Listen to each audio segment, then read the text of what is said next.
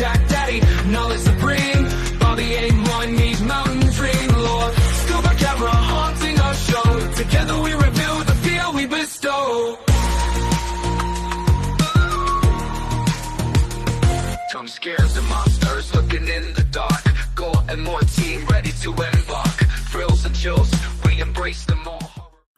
What's going on, Gorehounds? And welcome to another fantastic episode of the Gore More Podcast. I am your not so mean fluff master supreme, Big Johnny D, bringing this shit show in. However, you know, I don't bring this shit show in alone. For with me, as always, are my beloved horror homies.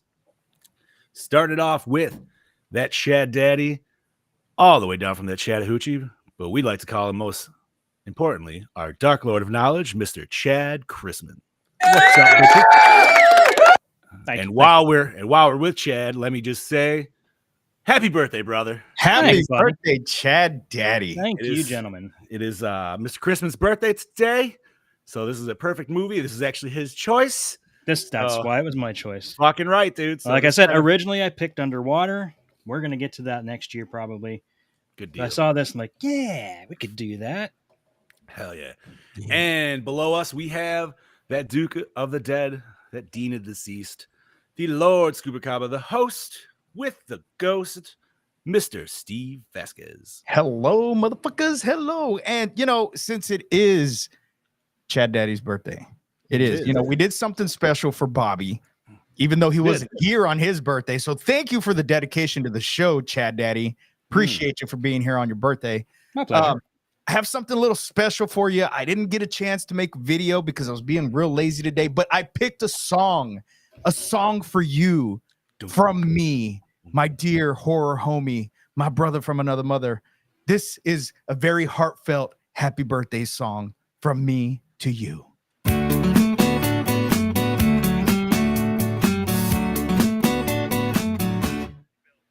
It's your birthday today. What does that mean? I guess I'll try to explain that many years ago on this day, it was the first time your parents saw your beautiful face. Oh, such a cute little baby. And 9 months before that magical day, your dad probably took your mom out on a date, and they were having a good time. They were dancing and drinking wine. We're gonna live forever. And when they got home, they were horny as hell. And your dad threw your mom down on the bed, and he tore her panties off. Oh. And his wee-wee was hard as a rock. I'm so horny. And at this point, your mom wanted to give your dad head, but your dad also wanted to give your mom head, so they formed a 69. On my face. And your mom came at least 3 times. And then your dad was so excited to get inside your mom that he forgot to put a condom on. And when he realized his mistake, he had ejaculated and it was too late. You're not on the pill, are you? Mom got pregnant. And your dad started crying. He wanted your mom to get an abortion, but your mom really wanted a child. Damn it. And 9 months later, you were born. And 5 months later, your parents got a divorce. Happy birthday. I love you, man. Thanks, buddy. Love you too. Let's hope we don't get fucking pulled for that one. Yeah, well, it was worth it. I mean, it sounded like you tweaked that a little bit. I did not tweak it at all. Oh, okay. So we're going to say you did. And, all right. Fucking A, dude. Oh, man. That was some good shit. I haven't heard that song in a minute. Hell yeah, it was. Thank you. And so we will have Bob hopefully joining in. Bob is resituating his internet so we don't get Robot Bob tonight, hopefully. That being said, we are covering 1981's Happy Birthday to Me. Actually, happy birthday to Chad. Yes. Thank you. But and thank you, Brody, for the birthday wishes there in the chat. Yes. Brody, Emily, much love. Thank you for joining us. Yeah, thanks for And joining thank you us. for anybody who is watching, liking, sharing. Extremely thankful. Sharing is caring. Sharing is Sharing is always caring. And if either way, share the YouTube link, share the Facebook link. We don't care. But don't share your needles. No, don't do that. No, Throw don't those do out when you're done. Fucking A, bro. All right. So before we talk about this film that we are here to talk about today, we're going to talk about what we did in the past week. So, Mr. Vasquez, if you could please. Ladies and gentlemen, it is now time for your Slice of Life. Very nice. Fucking A, bro. Them pipes. Chad Daddy, balls in your court, homie. Well, I didn't do much this past week, just worked like usual. Yeah, it's pretty hot at work this past week. But Yeah. thankfully, my concussion symptoms seem to be gone, so I'm feeling much better now. Thank you. Nice. The hell Somebody was just that? I think somebody just got concussed upstairs. Sounds like it. So, I'm doing fine with that. Friday. On the Friday, I decided, Steph's at work, kids are at school, I'm home, I'm gonna fucking mow the yard. That was a big mistake because not only was it really hot, we had like a really bad air quality alert that day, and I have asthma. Oh. So about 2/3 of the way through, I just felt like I was dying, and like I was just sweat's pouring off me. I'm breathing hard. I came right into the house, grabbed my inhaler, took a couple hits off that, went straight in and got a cold shower. No shit. Damn, dude. Yeah. I hate hot weather, but yeah, did that. Let's see what else happened. I don't really think we did much. Oh, so me and Steph have been binge watching the fuck out of The Boys lately. Like we went through season 3 in like a day. Wow. Oh, wow. Damn. Yeah. Because we started it. We finished season 2 and started season 3 Friday night, and then we finished season 3 Saturday night. Nice. I have yet to even start season 1. So behind. I wasn't sure after the first couple episodes, but I'm like, man, I'm really getting into this. I was hooked right off on the first episode when you see what happens to what's his name's girlfriend, the speedster there. Yeah. Oh yeah. I was like, whoa, shit, I'm in. Yeah, it was really cool. So yeah, if you have Big Johnny D, you'd probably love it. Oh, I'm sure I would, dude. It's just the more the show is, the harder it is for me to jump in because I just know I need to dedicate that much time. Dude, each season's only 8 episodes long. And I also hear like, I don't know if it's the new season or not, and this is all hearsay because once again, I have not personally seen it. But like, I heard it's going away. Like, they're starting to just do more shock shit just for shock shit, and not so much it actually being congruent to whatever the fuck's going on. But I guess when you get to the 4th season, what are you supposed to do at that point? Boy, you killed me wife and stole me son. You cunt.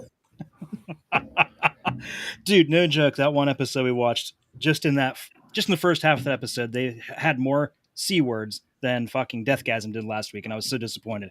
So I was expecting a lot of cunts out of it. I still personally think Deathgasm gave us the most cunts out of any Australian film we've watched, bro.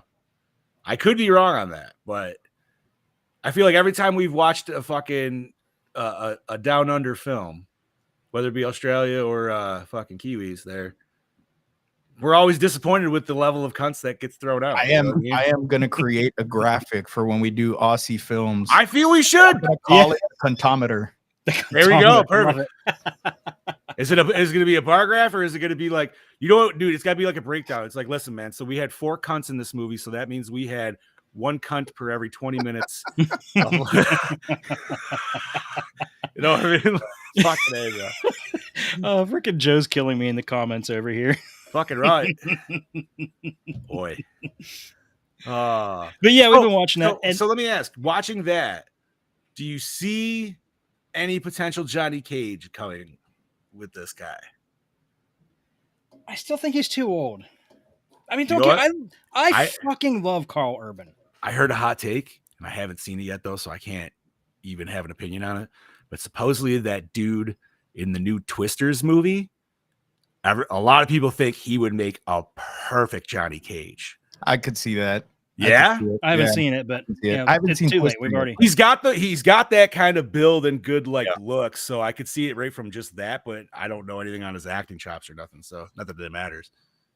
But okay, no, so enjoying the boys. That's all that matters. Yeah, and I told Steph we might have to take a break before we dig into season 4. Maybe finish Fallout or something, because now we got a 2-year wait for the next season.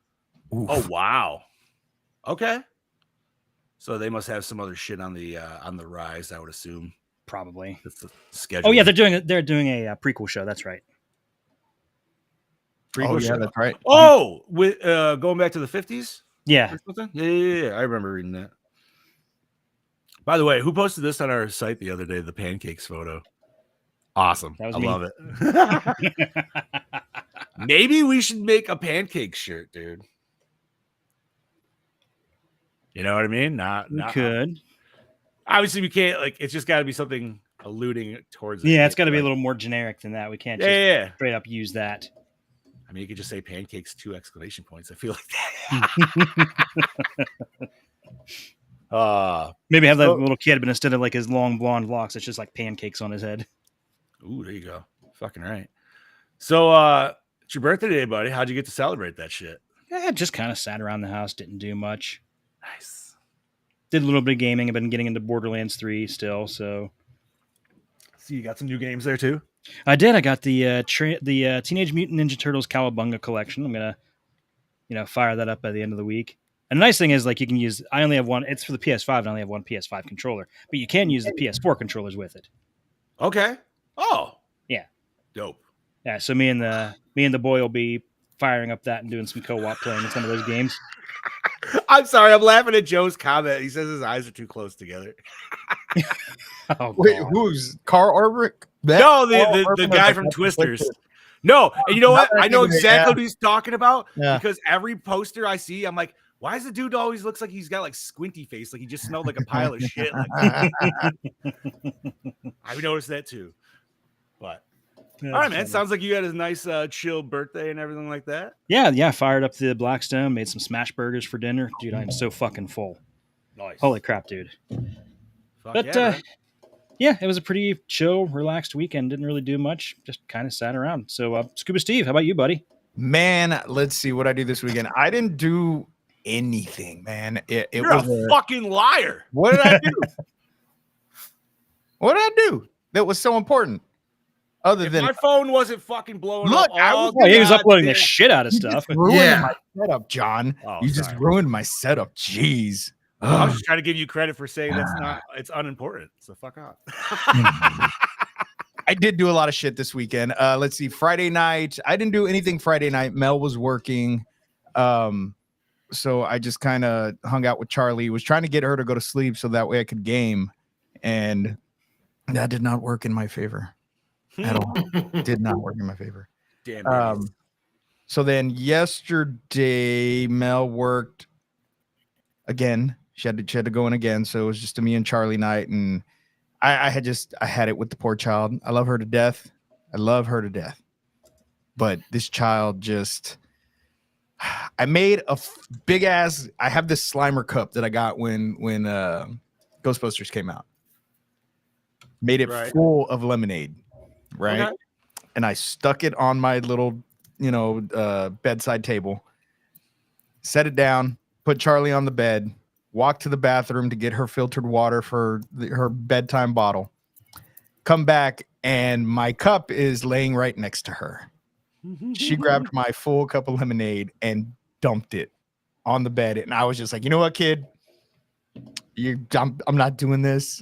You go back on the floor. When you're tired, you let me know. I got to dry sheets now. I got to wash blankets. I got to pull the damn cover that we have on the bed off. And luckily there was a cover, so the bed didn't get, the actual bed didn't get wet. But have you seen those new wet pads for the beds, dude? Yeah, they're pretty cool. It's fucking insane. Yeah. Anyways, so Saturday we didn't do anything.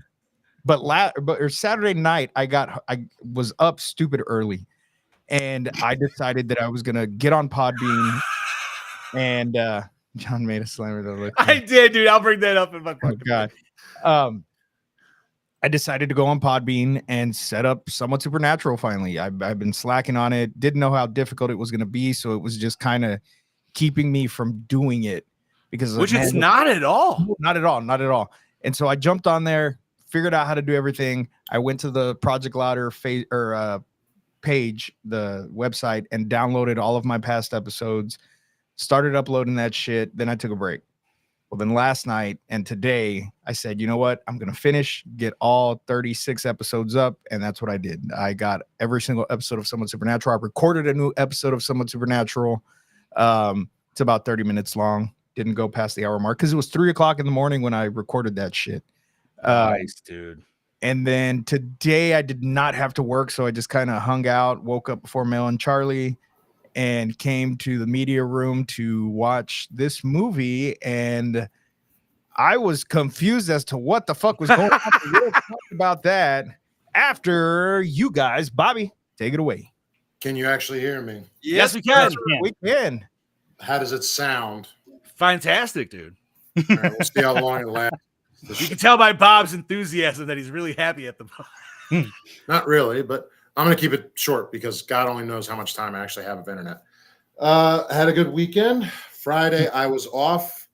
I had to take my mom car shopping because her car, it was time to go. She had a 20-year-old Mustang, so it was time to go find something else. So we did. We bought her a used 2019 Nissan Sentra. Okay. And she got a good deal for it. She had like 15,000 miles on it, and we paid a small little pretty penny for it. She's set for like the next 20 years. She doesn't have to worry about nothing. Car is reliable. We bought it from the same place I bought my old Nissan from, so we gave the business to local people. So that turned out well. And then Rebecca and I went and saw Alien Romulus on Saturday, and we enjoyed it. I think I gave it a 4.6 out of 5. I could see where people said the third act. I'm not gonna lie, it didn't bother me one bit. Not one bit. I mean, it was just completely out of left field. Not that it was anything bothersome, but it was just like, what the fuck? Not just that, but it's like, we already saw this before. We saw it in we fucking saw it in fucking Prometheus. Resurrection. So we saw it twice. Yeah, because I was going Resurrection. Yeah. Myself. I think it was a better execution than like Resurrection. So I don't know, man. I like the way the creature looked in Resurrection better. I hated that alien. I did too. But in comparison to what we got in Romulus, I think the creature design's a lot better than what we got in Romulus. Yeah, I just don't like the engineer face on the necromorph body. It's just weird looking. It looks like two drawings that somebody just was like, yeah, like Kindergartner said, this. It's like the shittiest Photoshop you've ever seen in live action. And I hated how they had to shoehorn the black goo into this movie. I mean, I didn't hate that. I did. That was Ridley Scott's doing. He's like, you know what? If you want me to produce, there. Whoa! Did we lose Chad? Whoa, Chad's stroking now. What? It says I have a 9 out of my 9. You're a little delayed right now. Woo! Mary Lou's coming to wish you a happy birthday. Yeah, I was gonna say you're in the green, but that was weird. It definitely had like a hard. Yeah, it was like at least for a good like 10 seconds. That was fucking weird because everything was fine on this end. I think you want to know why I enjoyed it thoroughly. I mean, I don't see this movie only because of where it's placed, getting a sequel. So I took it for what it was. Oh, I told you getting a sequel. I don't think it deserves one. I think this was fine the way it was. Just leave it at that. But if they do, then I think it's really going to get more fucked. Like everything else. I feel like it will get a sequel because the planet that she's headed to will be the planet where David is. Or David set up the fucking experiments and shit. Because they honestly, I hope they don't. I really do. I'd be okay never seeing David again. Yeah, I don't think they need to make a return to Colonial Marines. We need to see the Marines. Fuck yeah. God damn it. That would be nice. But and you know what? I know a lot of people didn't even like the action part of it, but you could still have horror on action, bro. It works. And I will say one of the most tense scenes going through that hallway with the face huggers, I'm like, oh, Dude, that shit was That dope. was great. That was money right loved there. that. Yeah. I also, that's the most detail we see on like face huggers like that. I'm like, God, they look so fucking creepy. Like, I know they're creepy, but you don't see them move like that too much. So I enjoyed the hell out of that. We had very much. we got I agree. two great scenes, two great kind of hallway scenes in that movie. One with the face huggers, and then one with the no gravity xenomorphs. Oh, that was done really well. So Yeah. I still give the movie the credit that it does. I feel it deserves.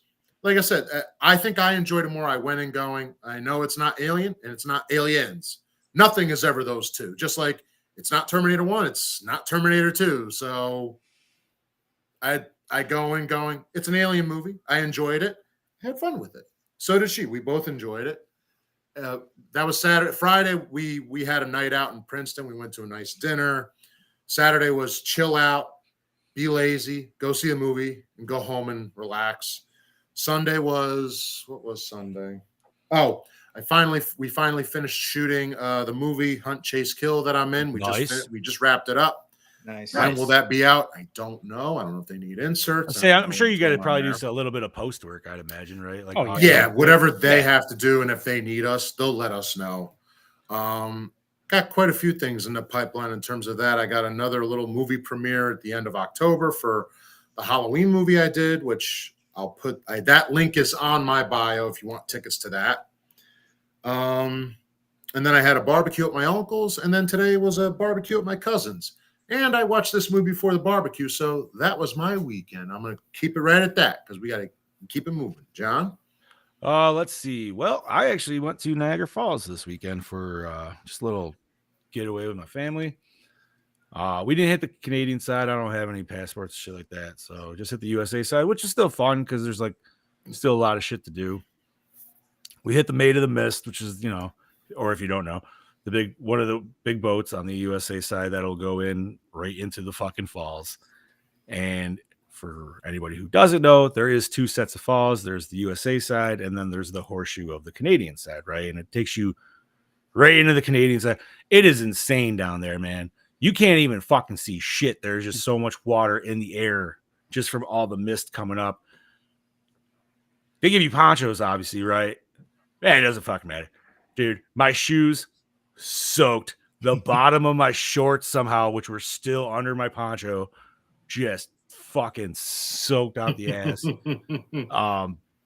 It's insane, man. It just it's immense volume and just power behind that shit is just like, god damn, dude. But it is a tourist town, and I hate tourist towns because they are just fucking stupid. Way too much clusterfuck. Everybody just cares about themselves, and nobody has any like situational awareness whatsoever. So I got pretty pissed off a few different times. I'm not going to go into that, but I did have a good morning. Sunday morning, I was sitting there talking to Brody for a minute, and midst conversation, he's like, you know what? He's like, I sent you that message earlier when I was taking a poo, but now I'm sending you another message taking another poo. And I was like, well, what sounds like he's working overtime is while I am currently messaging you, I am also taking a poo. I'm like, we just connected the world with our buttholes, bro. Wait. Did you flush at the same time? Oh, I don't know. Maybe. See, that's vital information. Maybe. I don't know. I guess all your flushes depend on how bad it is right off the bat, right? Like if it's got to be an initial, that's got to be a flush, or it's just courtesy. I'm a risk taker. I do it all at once. I'm like, I'm willing to see. Sometimes you got to do that courtesy flush, bro. I'm with Bobby. It's all or nothing. Nah, in public sometimes it's good. There's a courtesy flush. Oh, I don't give a fuck in public. Nope. I'm like, deal with it, motherfuckers. We're all here for the same reason. I'm just saying, man. Sometimes, if you got a lot, you're like, well, I'm just going to take care of that substance first. And Brody's taking a shit right now. Hey! Can we keep video or it didn't happen? Must be his morning poo. But no, so then came home, played some games and shit like that, and just relaxed the rest of which I guess speaking of poo, isn't it? You know what's funny is I saw this post while I was out, and it was somebody said, the question was, what is the first thing you do when you get home from a vacation? And I jokingly went in. I was like, "Go take a shit." I was like, "Listen, man, there is nothing like coming home and pooping on your own throne after you've been out for a couple of days, man. That is just a a feeling of home right there."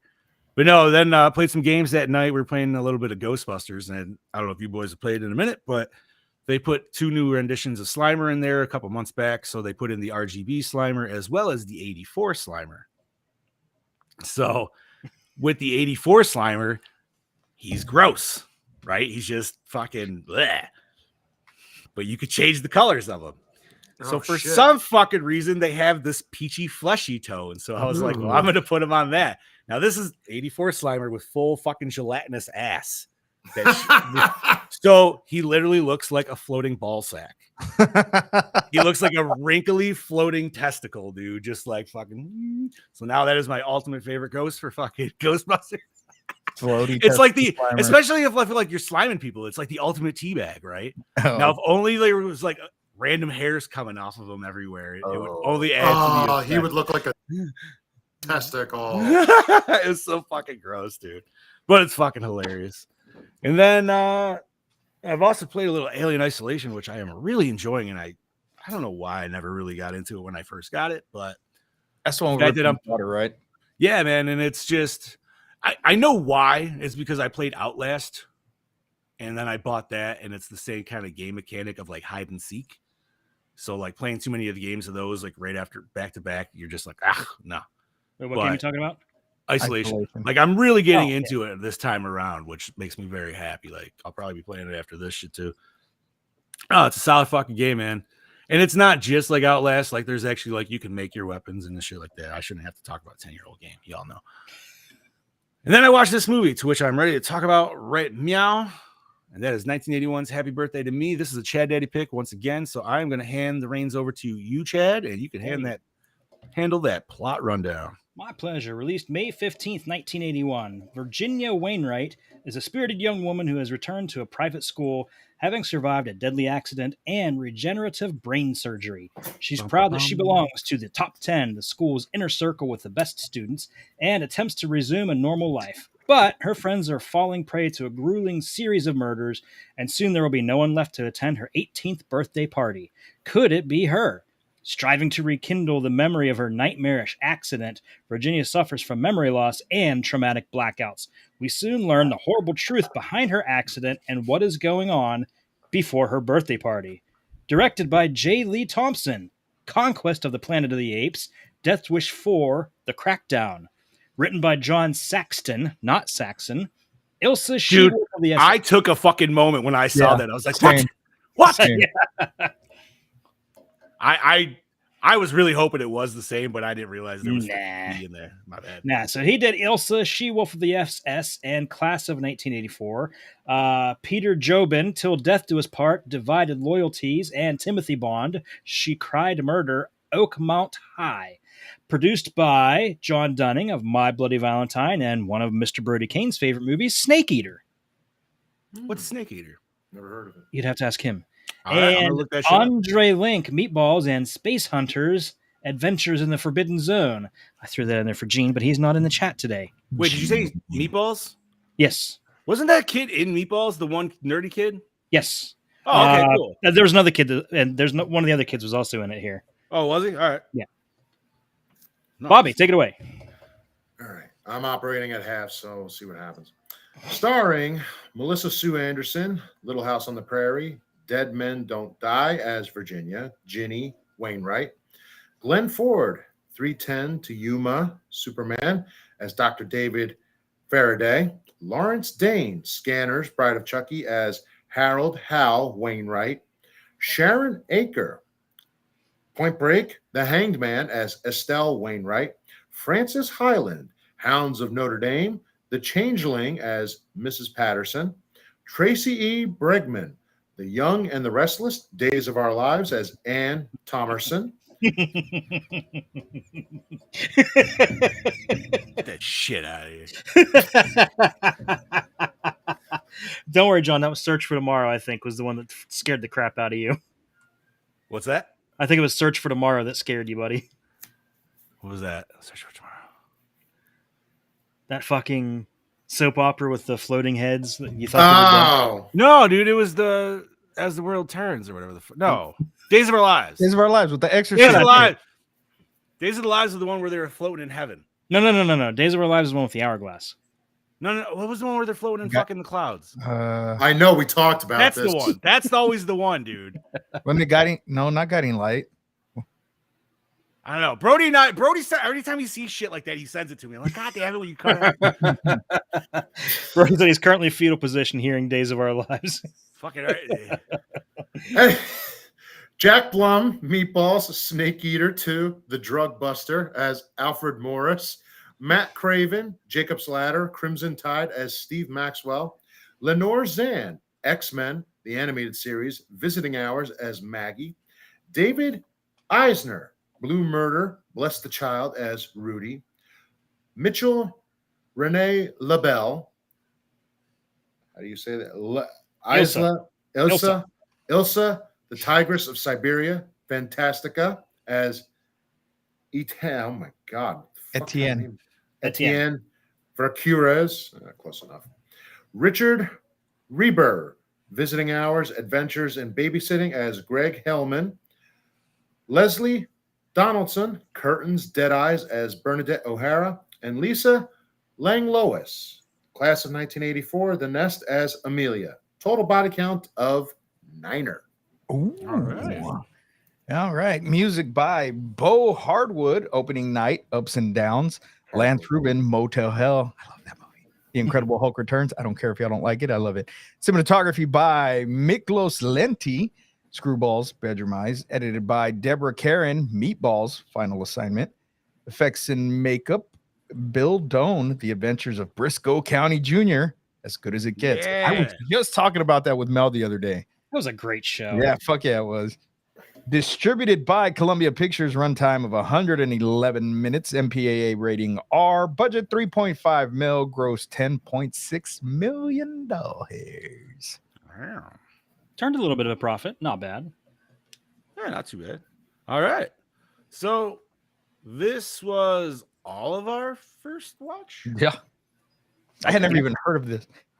I've heard of it, but I've only seen bits and pieces. Yeah, I bought it as a blind buy at fucking Walmart a long time ago, and I tried to watch it one time and fell asleep.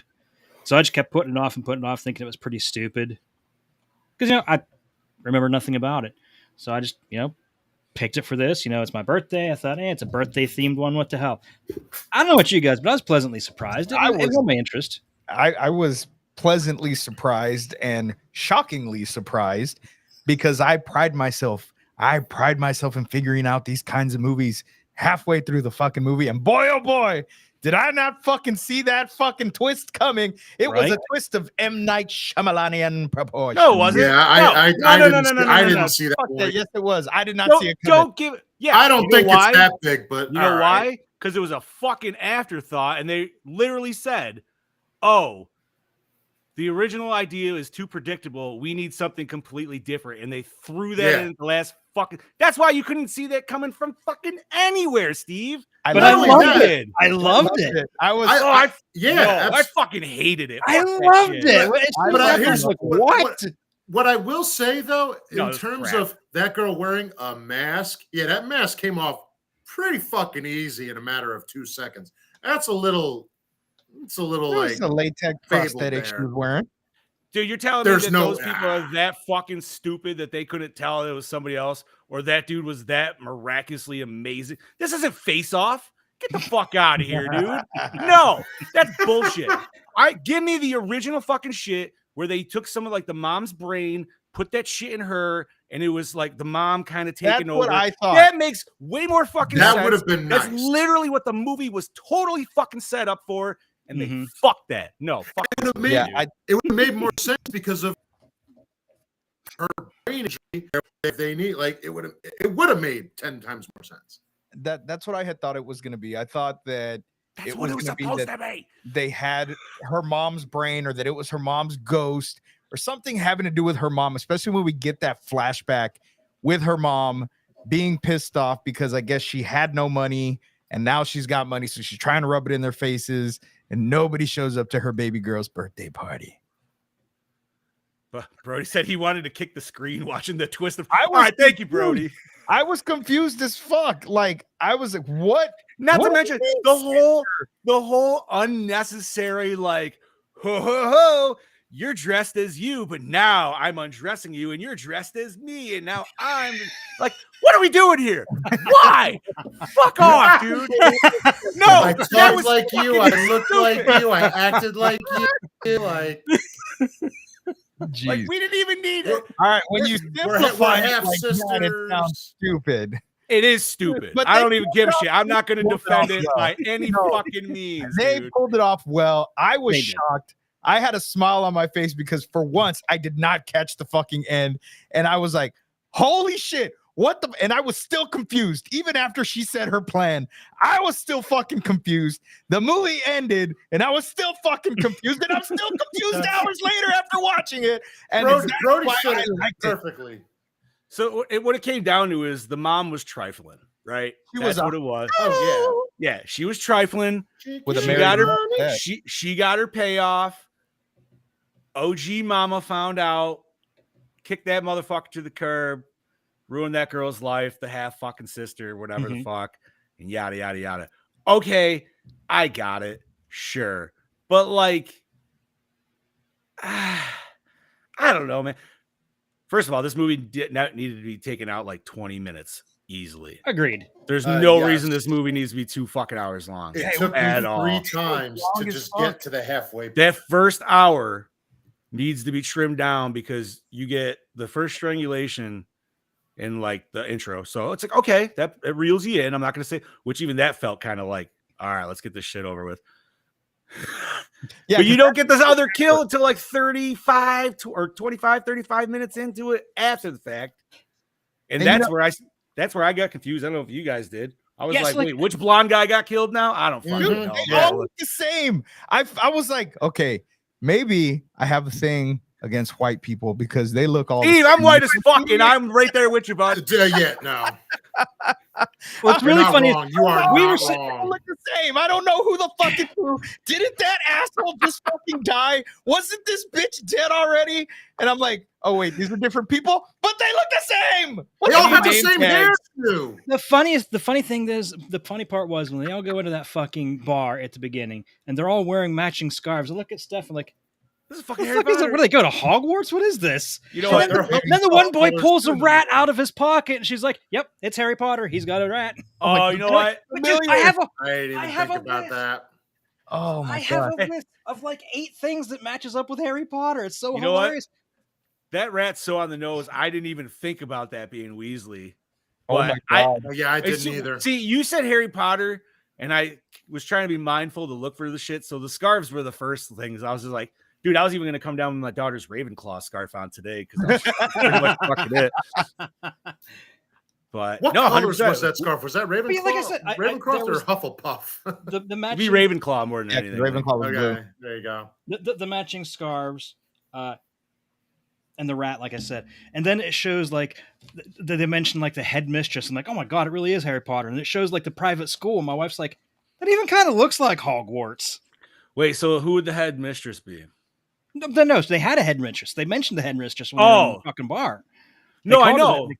Well, yeah, she was the lady with the dog in the beginning. Yeah, But I'm just saying, like, who would you put? Oh, you're just saying in general. in general, a headmistress. Okay, I mean, I understand okay. private schools have that, but it was just too funny. And then it showed like the motorcycle race, and like, oh, here's your Quidditch scene, and then it was really funny because then Oh, see, I thought the like the Quidditch one guy- scene was the soccer. I'm getting there. Oh, So, sorry. but like the one guy kicked the other guy that was riding the motorcycle in the race. I'm like, oh, that guy must be Slytherin. Okay, yeah, I guess. Then, Yeah. then the guy in yellow wins, and Steph's like, oh, great. So Hufflepuff wins. Hufflepuff winning. But then like later on, it shows soccer. I'm like, oh wait, nope, there's your Quidditch scene. Because they even had fucking Gryffindor and Hufflepuff colors. Yeah. Did they? Yeah, the one team was white, Yeah, yellow, and no, red. you're right. You're right. And the other one was like a purplish color instead of like Yeah. blue for Ravenclaw. So really, between this movie and what was the other one where literally the dude's name was Harry Potter? Fucking Troll. troll. Yeah, there you go. So those two movies literally gave us Harry Potter. Yeah, like then the headmistress told him that she was going to make the bar off limits. I'm like, oh, that must be like Hogsmeade because they did that in the one movie. And they were all drinking butterbeer. They were all drinking butter, which isn't even real beer. And then the cops lurking all around the fucking Campus. campus in the one scene. Like, oh, they must be the Dementors. Yeah. I Like I must said, be. I had a I whole did list not of Harry draw all Potter those shit. parallels. I was just like trying to figure out where the fuck is this going. And I had another one scene that bothered the hell out of me just because it made no sense. At the beginning was when the girl returns home, right? And there's that creeper dude in her house, which, by the way, That's the why? dirt bike dude, right? Etienne. It was Etienne. Etienne, But yeah. why was that scene? Because this so out of movie, place. this movie was like an episode of a pup named Scooby-Doo. Yeah, where there's literally Red herring. the entire red herring clan fucking shows up and just is dude. Like every person in this group is a fucking red herring at one And point she's sitting in there, this movie. and but she goes in her room, right? And she gets ready to go and take a bath, or whatever. And she takes off her dirty shirt and she hangs it up. Yeah, You know what? I was trying to figure that out myself too, and I was like, "Girl, there's no way you ain't have a little bit of backslide in that shit." I looked at Steph like, who the hell hangs up a dirty shirt? Takes her crusty undies off, but leaves her fucking bra on to put her robe on to go take a shower. Well, you know, fish is is a different story. Yeah, but you say crusty, but that dude took his panties. Like that's all he was really there for. I mean, and you got He got them panties, and he was like, "Ha ha!" Then he ran. How many times has he done that, knowing the perfect place to fucking hide? Oh, so he's got. He even knew which window was her bedroom. Yeah, That's bad. Bro, so he's got like, up there fast. He got up He's there like- fucking fast. he's got like literally a panty mound in his back of his closet, dude, like in the shape of her. And he just goes like this. Helgi Pataki style. Oh, dude, yeah. He's doing some. No, there were so many fucking red herrings in this movie because even one of the girls, they kind of focus on her face and she's like staring, and I'm like, oh, is it a girl? Maybe the killer's a girl. First of all, you knew the killer was a girl because you literally could see her tits in like half of the scenes when they're fucking. Mhm. So it's like clearly, it's like okay, well, that's the giveaway, right? Well, I think you could see them the most in the weightlifting scene. Yes, Like 100%. that one, it was very Which obvious. you know what? I love hate that scene because it's a fun kill, but it pisses me off because I'm like, bro, just lower the weights, man. Lower the weights. Lower the Yeah. weights, man. Like, and lean to what the are you side. doing? Like, Yeah. fuck. Yep. Just put it on your chest. Because he and was go a with it, bro. fucking rookie. He doesn't know how to weightlift properly. Like, I'm not gonna lie, bro. That's always the biggest scare is like when you're sitting there like that, dude. You're just like one of your bros is gonna be like fucking sack tap you just in that open spot, you know. So I get it. Like it's still a cool kill, but it's like, oh no, man, like that was bullshit. Because anybody, like Bob, would have just been like, whoo, throw him. I would have been like, fuck this. Oh. So Brody has a good question. He said, so was the nerd helping the killer? Then she killed him? I No. thought that for No. a little bit. He, I didn't think so. He liked her. He liked our main girl. That's why he had the flower. He was trying to buy her the beer earlier, all that other shit, right? Meanwhile, he's making He was heads just- of other people. He was just us. Like he was just a weird kind of a dude, right? Like he had So his that own wasn't niche. Bernadette's head? No, it was a No, fucking it was it a was fake. sculpture. But that's Yeah. what I'm saying. Like that sculpture, first of all, that dude's clearly got a little bosh in the head, regardless, right? Because his Yeah. friend just died and now he's making a headless fucking sculpture of her. Like, what the fuck, Mhm. bro? That's almost like like it was cool, but at the same time, it was like And he was what are we also a doing here? taxidermist, so that Yeah, so it kind of fits with it, but A little bit.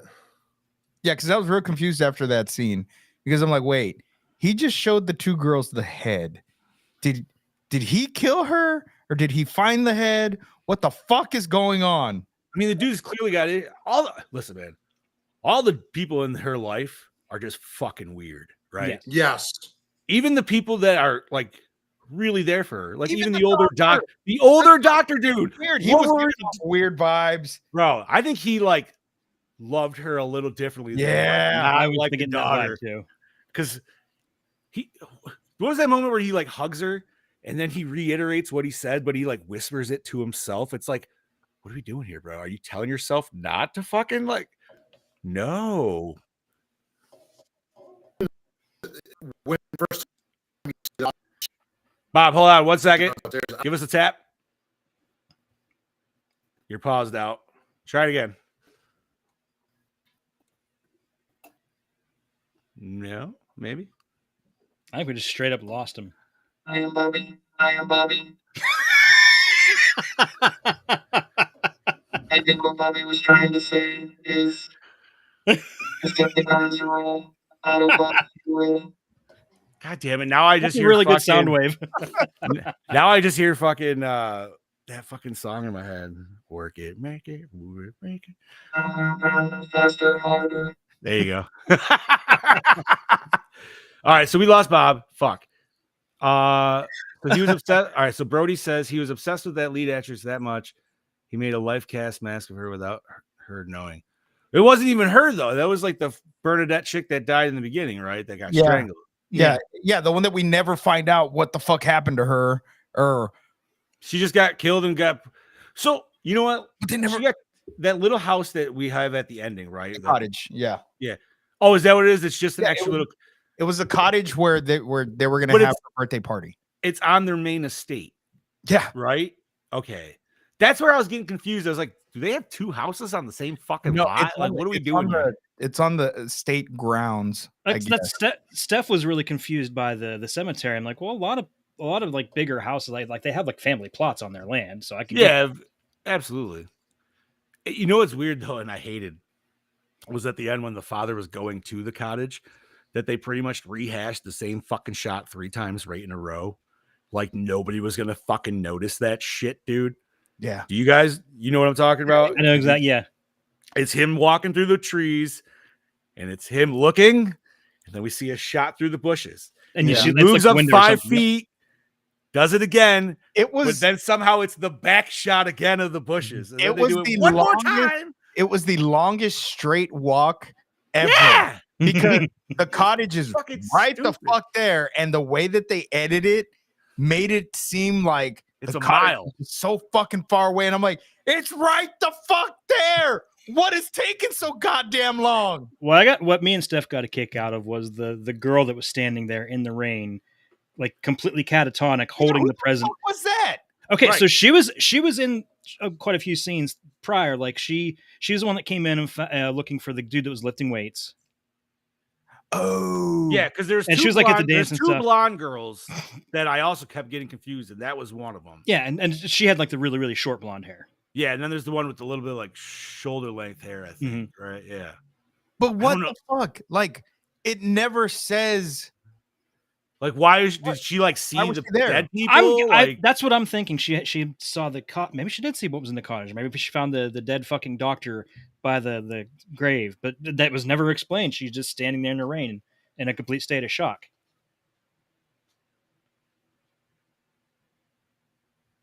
It was just weird. Yeah, we had like a really weird awkward silence there for a couple seconds. That'll have to be edited out. No, that's I do that. I'll get that regardless, but. No, our long silences are just thinking because the gerbil's running a little hard. Welcome back, Bob. Okay, Brody says no, the mask at the end that she was wearing of her sister. Oh, yeah, so I don't right? Like, how did that girl go to that dude and was like, yo, could you make me a mask? You know how? Her? That's how.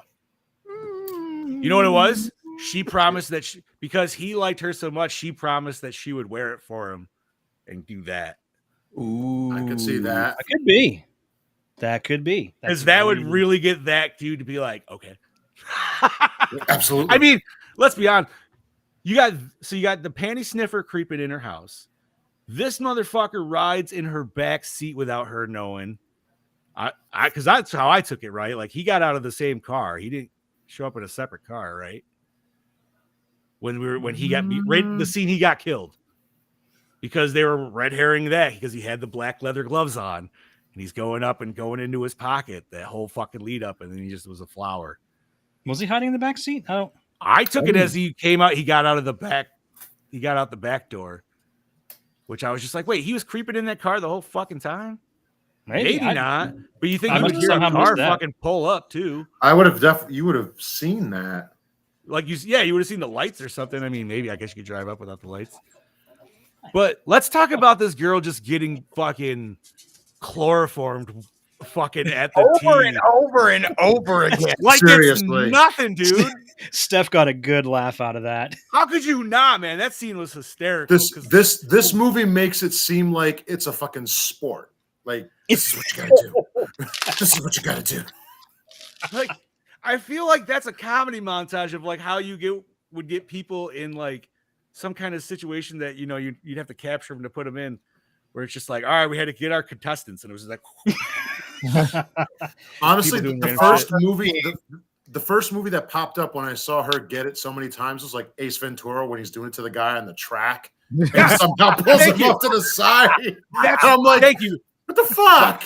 Bob. You and I were out of tune on that because that's where I was going with it. Because I'm like, I want to see a little bit more of a struggle, like have her jump on her back or something. Wrestle her down. No, man, she just took a huff of fuck yeah.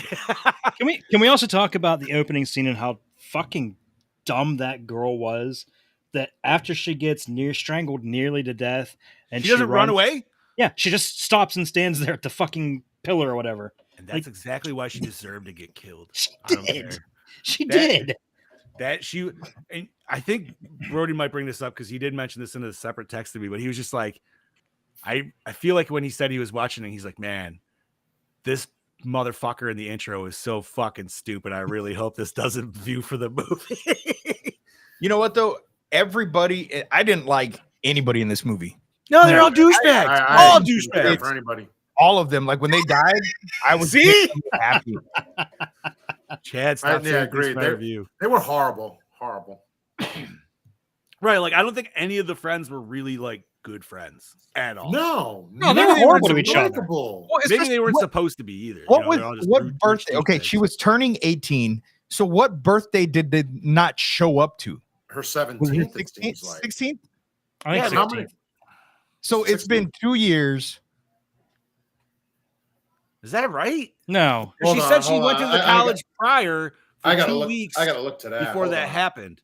So she would have had to been 18 to go to the college anyway. So I feel like no, it wasn't a college. It wasn't a college. College. Oh, just it was just private school. Hold on. Okay. Yeah. So well, that's even weirder because these motherfuckers look like they're 30.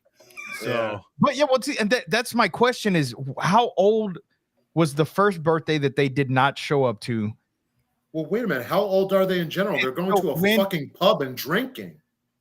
Well, I mean, it's what? Or no, 81? it's the 80s. Yeah. Okay. Yeah. So- Never mind. Yeah, I was like, back then the drinking age was probably 18. I'm like, yeah, wait a minute. That was Because some areas it was still 18, like back around 80, 81. I did laugh, Brody. I laughed my ass off. The Quasimodo scene in the bell tower. and even that scene, dude, every scene in this movie to me felt like it just went a little bit too long, like an extra minute that it didn't need to go. Oh, hold on, wait a minute. Help me. Or what did you say? She was 18 in this movie. Turning 18, yeah. She was turning 18. So the last birthday in that, the one they didn't go to, was 4 years before this. So her 14th birthday. So they're supposed to be 14 then? It says right here, invites the top 10 to Jeannie's birthday celebration 4 years earlier. Yeah, I guess so. All right, whatever. She still too old looking for a 14-year-old anyway. But my thing is when did the other girl find out that was her sister? Had to have been the 4 years prior. Had she always earlier? known? It had to be been the whole time for all we know. Well, I mean, I would assume it's whenever the mother got the money for being pregnant. So it's Probably right rest of there. her life. That would be my guess, but that means they're also like the same age, right? So dad was, yeah, I don't know. And who knows? Maybe that was also like a couple years down the road, like, oh, by the way, this is your kid. Like one of kind of those like family court situations. Hold the fuck up. Hold the fuck up. Hold on. We know she was trifling. I know. No. Not just that. Okay, let's say everybody else in the group is 18. Okay. Because that would make sense that the other girl's mom or the other girl was maybe a year older than Ginny. Okay. So that puts Ginny at 17 while everybody else is 18, which is the legal drinking age. So they're all able. How the fuck was Ginny in there drinking too? Fake ID. Fake ID. Money talks. But I got a fake ID though. I hate these people. I'm glad they all died. Jenny should have died too.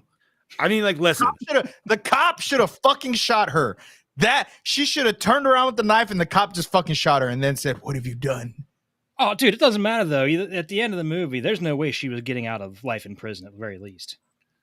Yeah, but that's How do you explain that? Yeah, I'll give you that setup. That last little ending setup was cool because you're just like, ooh, fuck. You're in trouble. Right, like you're fucked.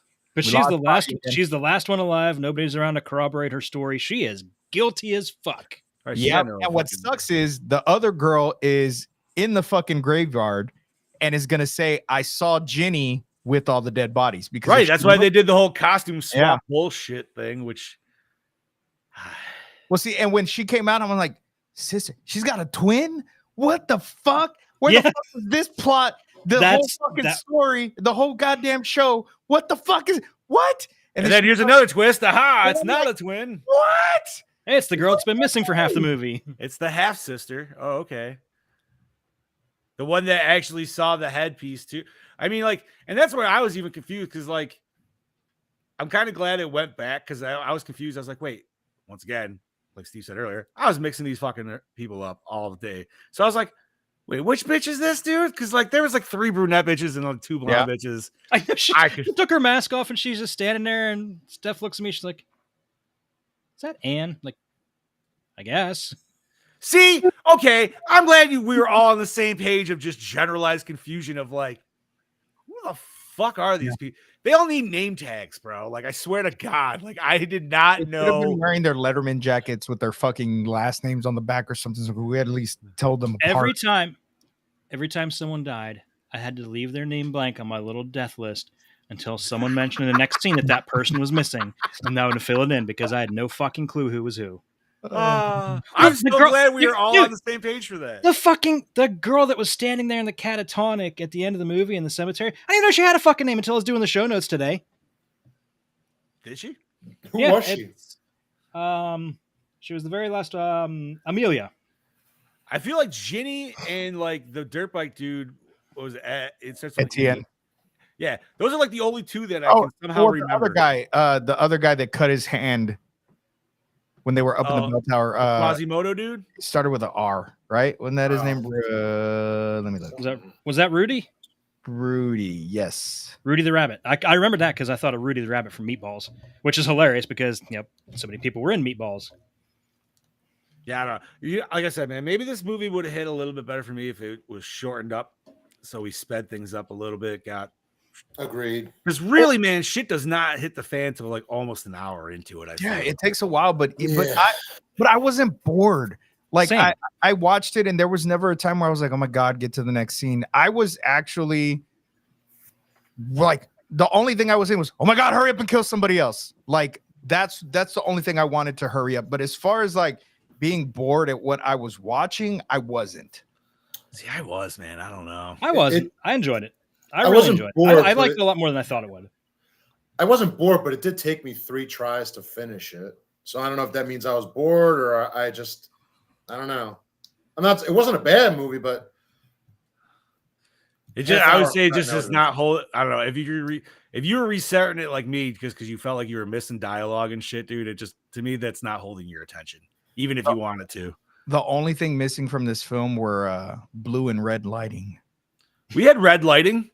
Blue lighting, though. We didn't have blue lighting, but we did have red lighting because, red lighting was her first, like, I'm remembering something. And she just turned all fucking Oompa Loompa red for whatever fucking reason.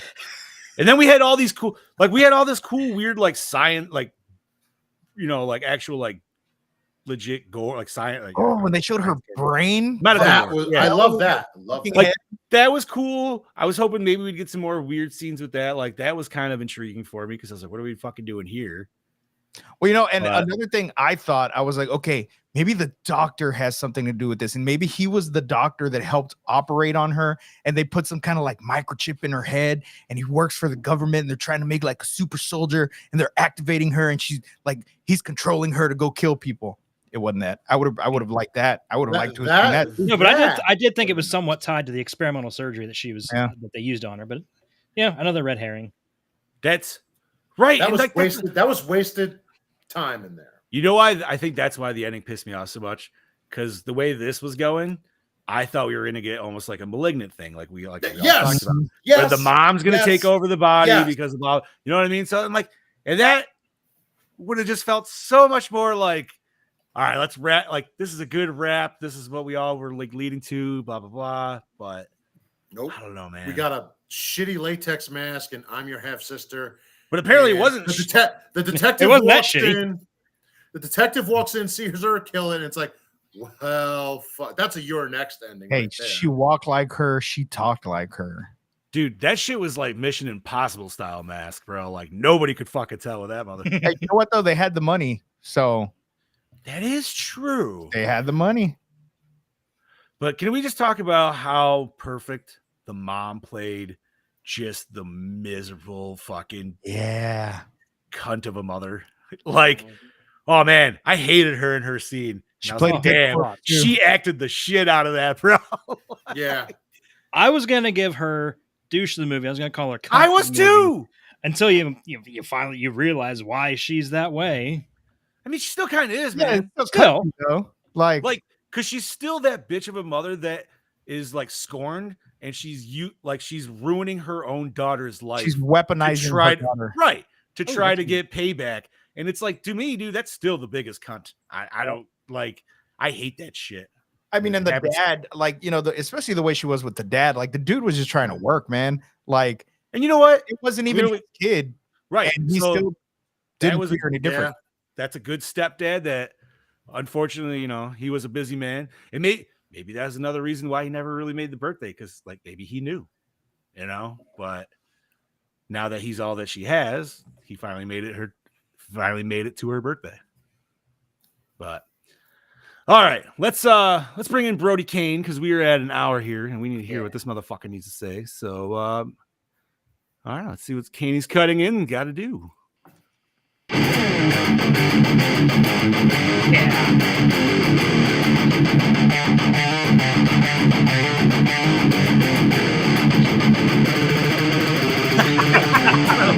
I love that.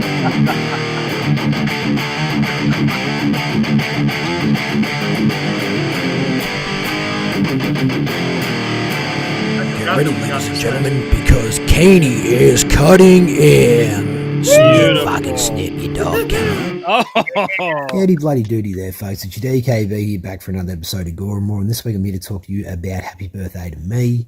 In saying that, this was my first viewing. I'd only heard about this film. I'd seen the iconic movie poster online, social media and all that shite.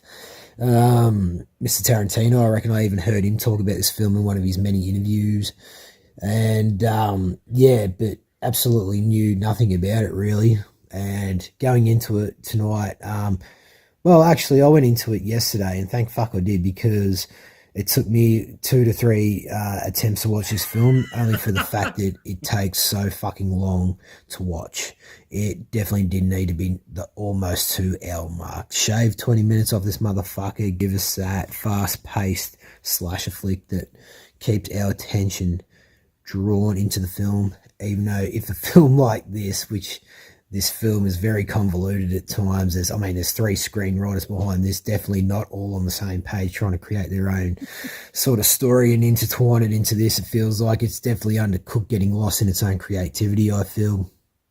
It's definitely confusing the audience, especially myself, with scenes that aren't even needed in this film. I mean, there was times where I was just sort of scratching my head going, what the fuck is even happening here? Especially the huge twist ending. It just feels like they've just added, they just keep adding shit to it. It's just incredibly unbelievable, that ending. There was just shit happening in this film that just, definitely fell flat for me and didn't make a whole lot of fucking sense. Not good. I'll also add to that, the opening scene to this film really fucking annoyed me, because Bernadette, our character, she gets attacked by the killer, and then she thinks it's a good idea to run at least 10 to 15 meters away from the killer and then just be like, oh, huffing and puffing, I'm safe. I'm in my safe zone. But I'll do it out in the fucking opening, 15 meters away from the killer, haven't fucking progressed anything from this other than the fact a death sentence. And that's what she gets, and she fucking deserves it, and it made me angry. I had to fucking message John. And it was just absolutely baffling that they would let that shit happen in this film. It was so fucking stupid. Now, a little bit more on the positive side of things to this film. I actually enjoyed the slow building up tension of these kill scenes and the way that they were executed. I thought we'd actually done pretty damn well. The violence that we get in here, the gore, the practical effects was actually done pretty damn decent. I was actually surprised by that. I thought we were going to get cheap, nasty shit, but for what we get, it was executed extremely well, especially around the cinematography with certain shots and the camera flow. The characters in this film are so fucking weird, but at the same time, I really enjoyed it because it's something a little bit different. And I guess it gave off a few like red herrings here and there, like made me thinking that that's the killer and here and that. Everybody was a fucking red herring. But yeah, I mean, one thing I actually really fucking laughed at was the bridge scene, which is actually pretty damn fucking fun. And it was like the kids, they jump the bridge, and there's this one guy, the big fucking hero of the group, in a Trans Am, and I know where he's he does about 6 to 10 grand's worth of damage to a fucking iconic classic car, all for $20. And I absolutely laughed at that. And he's so happy that he made it. And I was happy for him that he made it.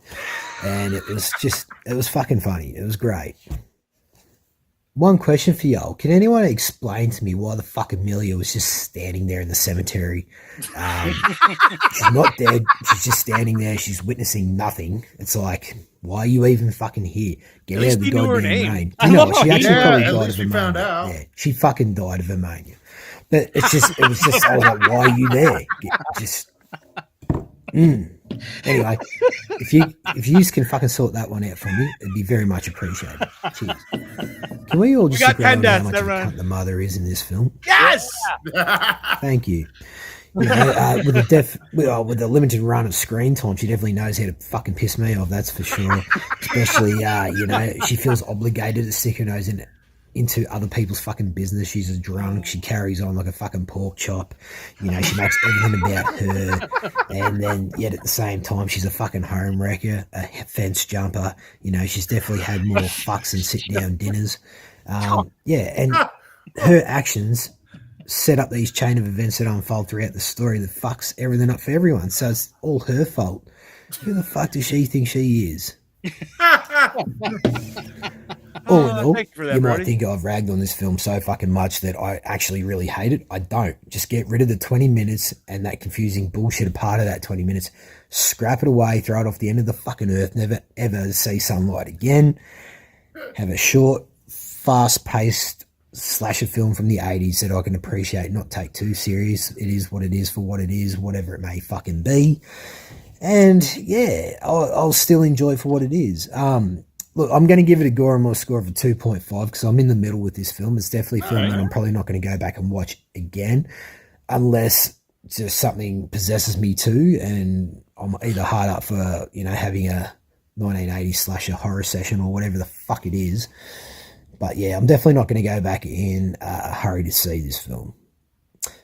So, in all that said, this is DKB signing out. I look forward to hearing what you guys have to say about the film, and I'll catch you mother lickers next week. So, cheers, gentlemen. Cheers, sir. Cheers, Brody. Thank you kindly. So, I'm going to bring this up because Brody brought it up. Uh-huh. I knew there was going to be a little continuity issue because of that fucking bridge jump scene with that fucking Trans Am. It goes over, like Brody said, yeah, it does. Thousands of dollars worth of damages. Two scenes later, there is nothing wrong with the car. But Bobby. No. There is no but. I don't want to hear it. It was destroyed, and then in the next scene, it is completely fine. This is not Smokey and the Bandit. No, they did not have the money to have all it was missing was the Dukes of Hazzard. See, I redubbed it in my head with Ludacris's Too Fast, Too Furious. That's what that fucking scene was. And I was like, oh shit. It's like, hit the Nas, dude. I'm like, this is an 80s horror movie. There's no way you said we're gonna crash that next scene. It's brand new. It's like, yeah, okay. There's no way you had the money for that. Can we talk about even that scene alone with how like hilarious her run into the field was? Like her just like, no, like freaked out, just wild into the fucking bushes. That's Anna Faris in Scary Movie running away. It is exactly dude. what it is. Yeah. And then I love how she runs out screaming like that, and everybody's like, "Oh, it's okay. She lives over there. Don't worry." Right there anyway, don't worry about it. Well, no, everybody was I feel like most people were like concerned, except for that one dude. What the hell did you say his name was? Rudy. Rudy. Rudy. Wasn't it Yeah. Rudy? He was the other one. He's like, she just lives right over there. Fuck it. It's like, wait, how did But you know what? I'm kind of with Rudy on that one. Yo, man, that's her own fault. She just fucking ran off into the woods, whatever. She's acting crazy. Fuck her. But I mean, that's kind of a dick move because he does know how her mom died and how. Now, that was a thing that irked me. That car landed on its fucking roof. They showed it twice. It landed upside down. yeah, but then it was right side up. And then it was right side up. And I'm Yeah. like, what? How? What the fuck? That made no sense. I knew what we were in for from The way that scene was edited, they show the car twice dropping in upside down, and then in the third time that you see it dropping in, it's right side up, sinking down. Yeah, because you see the sunroof on the top. What I don't get is, like, as the car's sitting there sinking, and she tells her daughter, "Just hold your breath and open the window, and we'll swim out." Right, and then. Like the mother isn't like her seatbelt gets stuck or something. They don't really say why she's stuck. Like, why the fuck didn't she just try taking the seatbelt off and then say, "All right, open that fucking window"? I don't like she just like tried to pull up. I think mom was just She was drunk. She was definitely. she was ready to go. She didn't give a shit. I mean, she was a cunt anyways, dude. Like, Brody, don't compare this with a classic. That car could do anything in Blues Brothers. That's exactly what it was like, Brody. That's exactly what it was fucking like. But the weird part is it made sense in the Blues Brothers. It now made here. sense. In the Blues Brothers, so yeah. But it does make sense now why, because I guess I didn't think about it till this moment. Why what's her name throws her in that other car because like she clearly hates her, so she doesn't want to, so you're like, okay, that makes sense. Well, that being said, I feel like we've quite discussed enough. Chad Eddie, what do you have for behind the scenes, homie? I've actually got a good bit, surprisingly, considering this is a bit of an obscure movie. So many fans were upset with the 2004 DVD release from Sony Pictures. The cover was completely different, and a disco score played over the opening credits instead of the original atmospheric piano piece. 2009, Anchor Bay Stars Home Entertainment re-released the DVD using the original poster, as the cover, and restored the original music over the opening sequence. Oh, excuse me. Was that cover of her on the cover by chance? Where it's her all kind of bloodied, like almost Carrie style, standing in front. I didn't see an image of it. I did see that image. Yeah, I saw that, and I was just like, "Wow, way to give the fucking movie away cover." Like, I'd say probably. That's which. Why do they do that? I don't care if a movie's old enough as it is. Don't ever fucking do that shit, dude. You know what I mean? Like, still leave the illusion there. Mm-hmm. I don't know. That's my own belief. Anyways, Chad. Most ads and posters for the film carried a photo of a young man about to be orally impaled with a skewer of meat and vegetables with the slogan, "John will never eat shish kebab again." However, there is no character in the movie with this name. Many of the posters featured a long blurb that read, "John will never eat shish kebab again. Stephen will never ride a motorcycle again. Greg will never lift weights again. Who's killing Crawford High's snobbish top 10? At the rate they're going, there will be no one left for Virginia's birthday party alive. Happy birthday to me. 6 of the most bizarre murders you will ever see." Yeah, it's a pretty long blurb to put on the fucking poster. Yeah, it is. So wait, six. So we got dirt bike chain kill. Mm-hmm. We got Bernadette neck slice. Yeah. Bernadette just got the neck. Yeah, so Bernadette got the neck slice. Weird dude just got shears to the gut. His was kind of like meh. What else do we get? The dude that had the weights dropped on him. That was cool. Oh, dude. That was probably go best kill, I would think. She fucking dropped the weight on his balls first. Yeah. That's what I'm saying. That's what I'm saying. That's the okay. Listen, you know, if you lifted with your bros, like dudes will sometimes be dicks regardless, right?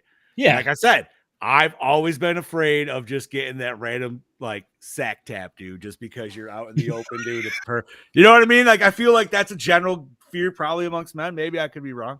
I don't fucking know. But yeah, that's just like that's what I'm saying. Like, why didn't that dude just lower that shit onto his chest? Yeah, you still would have got hit in the dick, but you wouldn't have fucking like guillotined yourself, I guess. Yeah. Fucking A. Go ahead, Chad Eddie. Sorry. The brain surgery was performed by a real neurosurgeon on a fake brain. Oh, nice. Boy, that's where the budget went. Yeah. And that Trans Am, dude. They had to get a new. Yeah. Trans Am cost them thousands.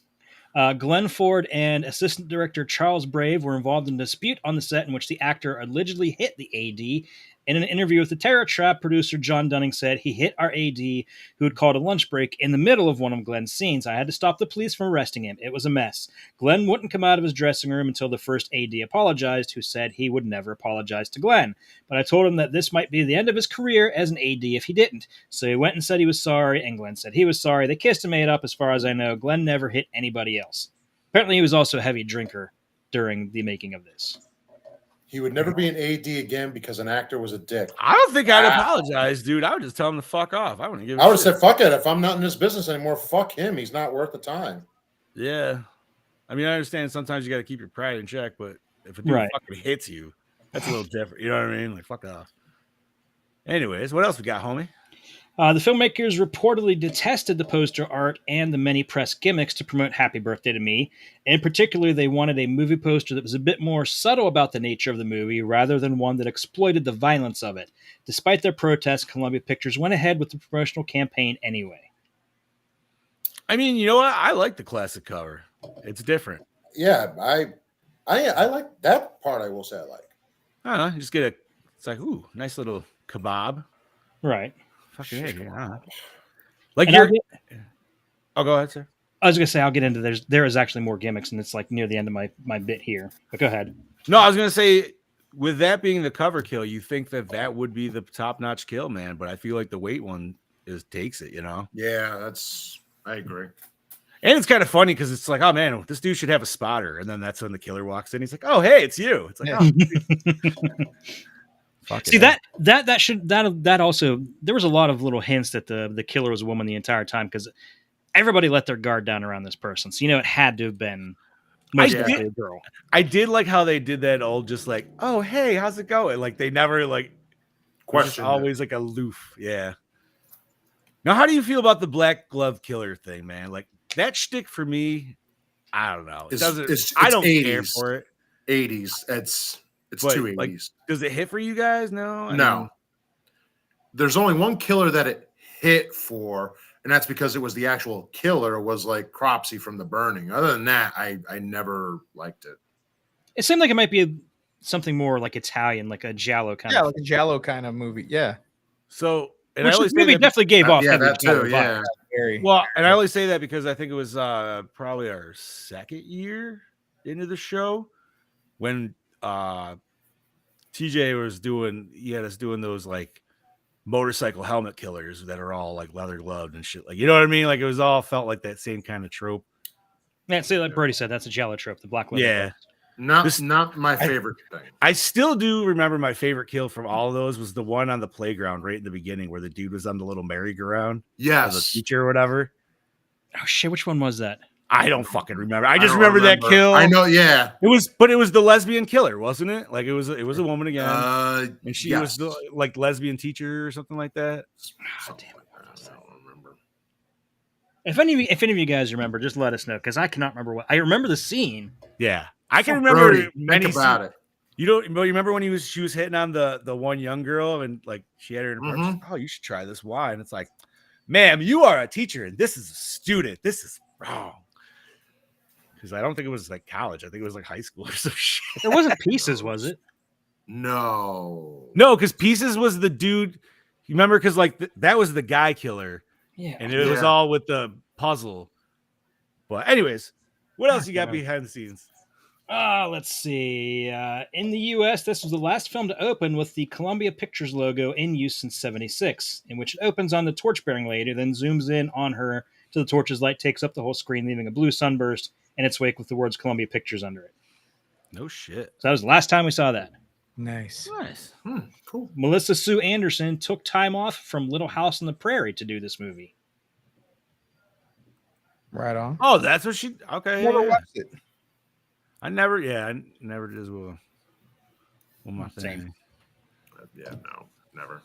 Though the setting is never mentioned in the film, the script for Happy Birthday to Me has it taking place in a town called Exeter, Massachusetts. The location is fictional. All right. I mean, it kind of had a whole New England vibe to it, so I'm not surprised. Yeah. Right. The film actually belongs to the category of Canucksploitation, Canadian low-budget films. Yeah. Exploitation. Dude, Filmed in Montreal. if we ever, I think I brought this up before, maybe you guys have seen it, man, but if we ever want to do some like weird shit and do some great like fun Canucksploitation, it would still fit in with Gore more, but it's Hobo with a Shotgun. Oh yeah. Fuck yeah. I've never seen it, so I would be down. Oh man, it's Grindhouse. Yeah. So that being said, there's very horrific stuff in it. It's not horror, but it's definitely like, dude, there's no way we couldn't not cover it, man. It would And totally. that's Rutger Hauer, isn't it? Yes. Yeah, I think we should do it. My god, I would be down to. I'd be down for that. Yeah, dude, that movie. I remember the first time it is. Brody says it's badass. It's fun. It's a fun movie, man. And it's Canadian through and fucking through. The first kill's fucking what's his name from Trailer Park Boys, man. The dude with the curly hair. I'm fucking brain farting on his name right now. Unless you boys don't watch Trailer Park Boys, then all right. never seen it. Oh, I couldn't get into it. that's all right. It's not my necessarily thing, but every once in a while I do. I enjoy some. I like Letterkenny better. I was gonna say I started watching them at the same time, but I strayed more towards Letterkenny than Trailer Yeah, I Park like Boys. that one. Now, Letterkenny is my Oh yeah. Oh, by the way, going all the way back to our earlier discussion, it was Young and the Restless that scared me. Yes. I couldn't think of it. I had to look it up. What? So that's the one that I mentioned that girl was in. That's Young the and the one. Restless. Yeah, that's the one where it's fucking where it's like they're all like standing in clouds and they like turn around and look at the screen and then they like dissipate into nothingness. I'm like, I don't know. As a kid, you don't know what the fuck's going on. You're like, are these people all fucking dead? What's happening here? God. That still fucking kills me. Listen, your mind goes in Oh, crazy you places listen. as you're a little kid, dude. Yeah. There it is. That's Ugh. Ugh. John. It's like deeply ingrained, like nails on a fucking chalkboard to me, dude. that's even almost horror music right there. It is. That's what I'm saying, dude. And you're as a kid watching this, dude, and your grandma's telling you to shut up because she needs to watch her shows. And you're like, My grandma. and you're just like, are these people dead? What is going on? Are they in Turn hell? it off now. I feel like I'm in hell. What is happening? You're hurting Brody over there, buddy. Ugh. I can just see you scared as a kid watching the fucking intro. Dude, like, cause dude, I'm like 4 watching this shit. Like, I'm just picturing him in like the fetal position on the couch. But I'm picturing him like the way he looks now, though, just tiny. yeah, right.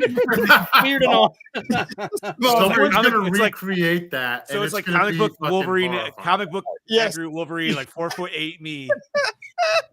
Hey, that should be that we should make that an intro of us Oh four. my Come God. on, tell me that would Hiding not under come the full couch circle. cushions. Oh, dude, it was like you had a pillow. You had the pillow, like, you know what I mean? Like, you were still watching, but the pillow was at the ready. Like, See, you weren't expecting if something was supposed to happen. wow, you But then had nothing ever happens. I was watching telenovelas with now you want to see some fucking weird ass fucking intros. Mexican soap operas have the fucking weirdest. Try being Yo, a man. preteen watching the intro for fucking I forgot the name of the show, To be but fair, it has Aaliyah in it. Mexican soap operas are practically fucking Skinamax, dude. Yeah. Like, that's not Yeah. even Oh, yeah. like that's not even a fair contrast, man. We But they dude, got some weird storylines too. Mexican soap operas will make you a man, make a boy into a man, dude. They did. Can't watch this no more. I gotta go to my room. Right? I can't watch this next to grandma. What's going on? This is fucking weird. All right, Chad, continue. Yeah, right. That was a weird sidebar. This is one of two Canadian slasher movies made by producers Andre Link and John Dunning in 1981. The other was My Bloody Valentine. Nice. Oh, nice. Much Yes, better Brody. That. I forget. That was still a great exit. Fucking During production, the car crash sequence proved to be problematic and had to be shot a number of times using different vehicles. At one point, a stuntman was injured during filming when he broke both ankles during a take. Ooh, That should have just been a one and done. damn, dude. No official soundtrack was ever recorded for the movie. Interesting. I'm not sure. I'm not sure what that means because there was definitely a soundtrack to it. Yeah. They probably never just put one out. I'm guessing that's what it means. Or it's all scrapped music and that's what they used. Who knows? All right. Lisa Langlois auditioned for the part of Anne, but that went to Tracy Bregman. She was cast as Amelia. Interesting. Okay.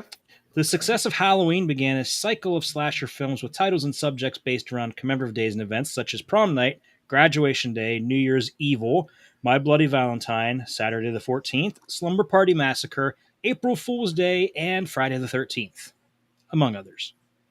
I mean, literally from 78 to 81, there's 50 plus movies. Like, yeah, that all fucking did that. Torso.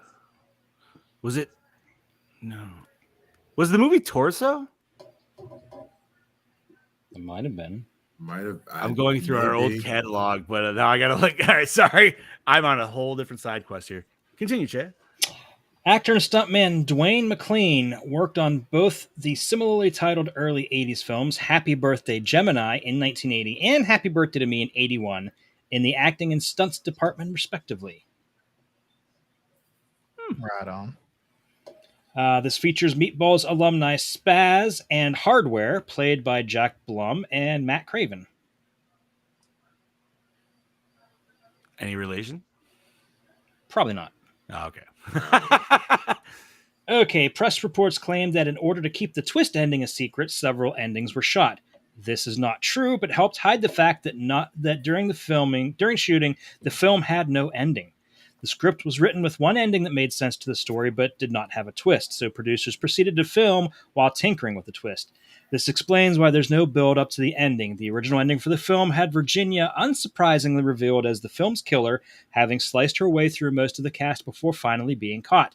However, the filmmakers felt the ending was all too predictable with Virginia being the killer and rewrote it into a far more twisted revelation where the identity of the murderer is revealed to be Anne. The original scripted ending revealed that Virginia was periodically possessed by the spirit of her dead mother while committing the murders, which explained her frequent blackouts. This was changed while the film was still in production when the producers decided it wasn't a satisfying twist ending. So it was written with the possessed mother, but not filmed. The one that was filmed was with just her as the killer. Interesting. Yeah, so technically it had 3 endings. The film was submitted to the MPAA numerous times and kept getting an X rating due to the gruesome murders. The following bits had to be trimmed for an R rating: Bernadette's throat gushing blood, a graphic image of Eddie N mutilated by the dirt bike, gruesome brain surgery shots, a bloodier impact on the bench press of Greg, and a more violent bludgeoning of Dr. Faraday with the poker. Some rare prints circulating on the internet have the complete and uncut murder sequences. And also, Amelia was originally killed by an axe to the head, but that scene was also cut to avoid an X rating. Lame. Oh, wow. Lame. Very lame. It's crazy that they were going to get an X. According to the Tracy Bergman, she was well into filming her role as Anne when it was revealed to her that the script had been revised to make her a character the villain. Originally, Anne was intended to be killed off along with the rest of the top 10. Interesting. What the fuck is that? Fireworks. I was gonna say something making Oh. popcorn or something. That's what I was gonna say. It's like, holy shit. No, fireworks are going off. All right. Co-star Jack Blum, who played Alfred, said the shooting of the finale, where he and the other murder victims were in their death makeup, was very arduous. In particular, Matt Craven, who played Steve, had a difficult time as he was stuck holding the shish kebab skewer in his mouth for extended periods of time. That had to suck. Right? Fucking hey. Bobby went to go yell at him, hey! Hey! Cut that recording shit this out! Fuck up!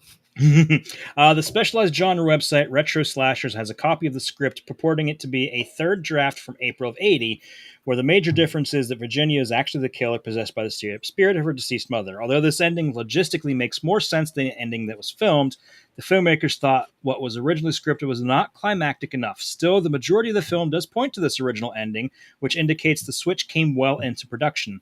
This version of the script also features a good number of scenes that were either never shot or rewritten, including some that show more clearly Alfred's love for Virginia and Virginia's difficult relationship with her father.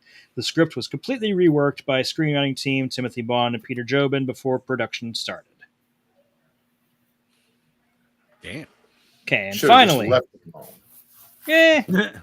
I don't know. I unlike you guys, I didn't hate the ending, so Yeah. I liked the twist.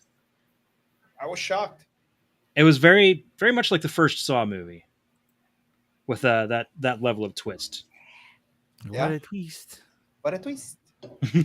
And finally, Columbia Pictures distributed a promotional manual for Happy Birthday to Me containing numerous ideas for cinemas to promote the film. Although it's not clear how many picture houses really embraced the film's promotion, some of the more colorful ideas were to stage a mini recreation of the film's final scene without the bodies, but with a butchered birthday cake with crimson candles surrounded by glittering birthday party hats, all to be set upon a fake coffin. People celebrating their own birthdays were encouraged to bring family and friends with incentives, such as t-shirts and party hats. They also suggested having a member of staff dressed in funeral black, preventing anyone from entering the auditorium during the final 10 minutes. Those in line would then be offered a bite-sized slice of Virginia's birthday cake from the concession stand. Hell yeah. I was gonna say that was a very extensive way to go about it. Shit. Right? But, And you you know, cake. did any of them, I wonder if any of them actually did it, though. I'm curious. I miss those good old gimmicky days. Yeah. Same. Nowadays they don't do that. Now they just give us $30 to $40 popcorn buckets. that you Right? can't buy, that they sell out before the movie ever comes out. You never get them, and people sell them for thousands of dollars on eBay. Sucker. I hate this new trend of the fucking expensive popcorn buckets. I got the Slimer one. I'm good. I turned it into a lamp.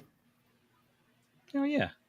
I got the I got the trap one where it lights up with the popcorn buckets on top, like the capture stream. So that's the only one I'll ever fucking buy, dude. I'm not gonna buy anything else. I wanted the alien head. I did want the alien head so that way I could mount it. I wanted that. See, I'd rather have the one with the face hugger on the bucket. See, wait, the face hugger tube, because that's the one I wanted from Regal. The AMC one, or the Regal one was fucking The cool. Regal one looked Yeah, sweet. that one. That was the face hugger tube. That's the only one I thought that was like solidly worth it. But all right. Anything else, Chad Daddy? Nope, that's it. All righty. Well, thank you kindly for that behind the scenes. And My pleasure. it's always interesting depending on what movie we review, like if you have a plethora versus like sometimes there's just fucking dog shit. I even skipped a lot. I skipped a lot because we're getting crunched for time. Yeah, for sure. But okay. That takes us to where the fuck did we watch this shit, boys? Tubi. Also Tubi. I have the Anchor Bay DVD, so I watched that. Oh, look Oh, at it looks Chad quite throwing physical. physical in our face. Fuck yeah. I like it. Hey, when in doubt, rock it out. All right. Douche of the film. Mom. Mom, but everyone was a Not even a douche. question. Everybody is a douche, but on the scale of douchebaggery, I'm going to have to still say mom, dude. The Yeah, one she who was caused cunt it of the movie. all? Mom. Weaponize the child. Fuck The off. pentometer went off on her. Yeah. Very nice. Broke the scale. Favorite kill? Wait, Little weights, Weightlifting man. I kill. said it a bunch of times. Yeah, I think I gotta go with that. I gotta agree because it's the dropping on the nut sack right. Yeah, Oh. that is the kick in the dick right there, literally. Literally. Ooh. Okay, best scene. Best scene. I'm gonna say the twist. I'm with Scoobs because I did not see that coming. I didn't see it coming. I did not see it coming. So not so much the twist. I just like when she walked in and saw the table set up as our background is right now, and all the friends around the table. I really enjoyed that because I was just like, "Oh fuck yeah, dude!" Like at least we got this cool ass like end moment where it all. I'm gonna agree with John because I loved seeing literally all the different deaths in one room. So yeah, I agree with that. And you mentioned like the dude next to like us right over here, like how he's got like strings and shit like to hold his head up and stuff like that. Like I just like that extra little like added detail. That table seems very Texas Chainsaw Massacre. 100%, and that's why I loved it, dude. Which we need that more in a chainsaw film. That and it also gave me some weird. Chad Daddy could probably at least attest with this one. It reminded me very much of a particular Supernatural episode where there was this like one ghost that was like obsessed with his birthday, and he like captured somebody, and like there was all these like other dead bodies in there. It's been a minute, dude. I don't remember. That's like season 1 shit, dude. I'm pretty fucking sure. So that's a long time ago for me. I started watching Supernatural because I had never seen it. Started watching it on Netflix, and I stopped watching in the second episode. Let me tell you why. Because Netflix does not have the rights to play the music that played on the CW show. What? So they put just basic ass sound-alikes. There's no AC/DC. There's like Are you fucking serious? What? 100% fucking serious. So I stopped watching it and I told Mel we're gonna buy it on fucking physical so that we can watch it the right way. Oh fuck yeah, dude. That's better to do it that way anyway. Fucking lame. Yeah, because Mel's like, what the fuck? He's supposed to be listening to AC/DC right now. And I'm like, oh yeah, I know, because I've seen the TikTok. And it was just some like AC/DC sound alike that wasn't the song it was supposed to be. That's so fucking stupid. It's weird. Yeah, that's stupid. That's weird.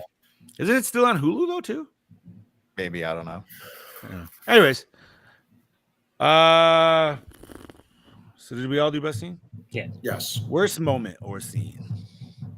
The 20 minutes in the beginning that we didn't fucking need. I'm going with the bar scene because there was those guys were, whatever club they were, whatever they were. They're just sitting there drinking, having a good time, singing 100 bottles of beer on the wall. These guys are out there having the time of their lives. And these fucking douchebag kids from the local fucking snob school decide, hey, we don't like that they're having fun. They're kind of loud and obnoxious according to us. And they just start a fucking bar fight just because they can. On top of that, dude. So they're not only douchebags to random guys, but then they're douchebags to their own friend because they take the dude's rat and dunk. You know what I mean? Like, yeah.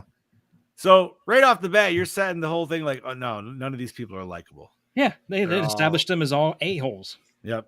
I'm gonna go fake severed head because that pissed me off. Oh, severed head.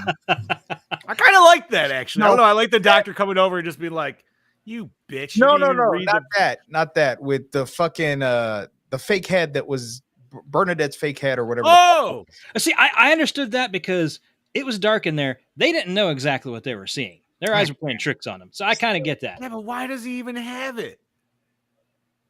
Exactly. Red herring. Too many red herrings. Way too many. I might have to agree with Scoobs on that one, dude, because like that was a little like too nose on the head, like on the nose, I should say. I don't know. You know, I'm actually going to agree with Chad, honestly, because those kids were being assholes, and those guys just want to have a good time. But the kids had a problem with that. The Shriners were just trying to have fun. You know what? Dude, I would rather hung with the Shriners. Yeah, fuck yeah. They were partying balls, man. Hell yeah. I saw that.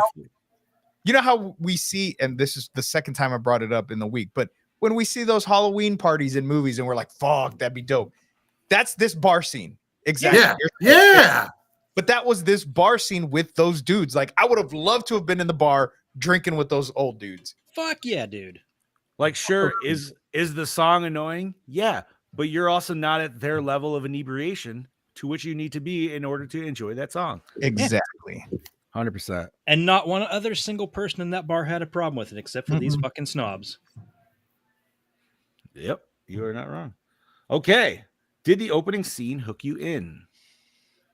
Aside from her No. stupidity, No. yes, because we I'm had to kill early in. I'm gonna say yes too, but I hated the fact that she was screaming, because when you're getting choked, it is really hard for you to fucking scream. I'm going to say soft yes. I know. Because I like that we got a kill right off the bat. But I'm also going to agree with Chad that, man, that bitch was just dumb. She didn't fucking run. She literally ran 2 cars away and was like, hey, I'm safe. let me stand right here in the light so everybody can see me. The funny thing is, now I can't say for sure as far as older model cars, but when she's standing there and the fucking killer opened up that door, newer models, the fucking dome light's going to come right on. Yeah. Yeah. Yeah, absolutely. So that would not have worked today. Not necessarily, though. I mean, you could have them just off. But you would have been able to fucking hear that door open. She did. Oh yeah. She did hear it open. She just didn't. that's right, She couldn't pinpoint it. Yeah, just like I said, it was a mild yes. So Mine's a hard no. oh, hard no. All right. I'll give you a hard no. Boom, boom, boom. Okay. Oh, I'll give you a soup. Never mind. Most attractive character. None. I didn't find anybody in this movie attractive at all. Nobody. Not I disagree. one. I liked Amelia. Now I gotta fucking look who the fuck one is that again. Oh, I thought she was very cute, dude. Hold on. Now I gotta look at it. I No, I'm with Scoobs. Nobody. No, none. Zippo. Lisa zero. Langoulis? Yeah. I don't know, man. Hold on. Let me see if I can find. You know, usually you're like, okay, the main chick, Ginny, because she grows on you. But no, she had a beard thicker than mine. I don't know if y'all noticed that or not. I did not. I honestly didn't, but she Her, also maybe because I was watching it on my projector and I got a really big view of it. But you could see like the peach fuzz on her face, like hardcore. That means the carpet matched the drapes. Her sideburns were thicker than mine. Hell yeah. Maybe she's Italian, dude. Huh. I don't know, man. I got nobody, honestly. I'm sorry. Mm-hmm. I usually do. Very unattractive cast. Even Mom wasn't. Mom, I don't know how Mom got away with what she. I mean, when Mom was done up, she was okay. It was when she was being a cunt in the rain. There was not. You know, that's why they. Gurgurt. Bobby, you are stroking out. Did the score set the mood? You know what? No, It did. It was very soap opera. I think it did. It did. I'm Really? Say, I enjoyed the score. Yeah. I did Okay, not. guys. Okay, look in the chat. I was sending a picture of Amelia. All right. I'll see that in a second.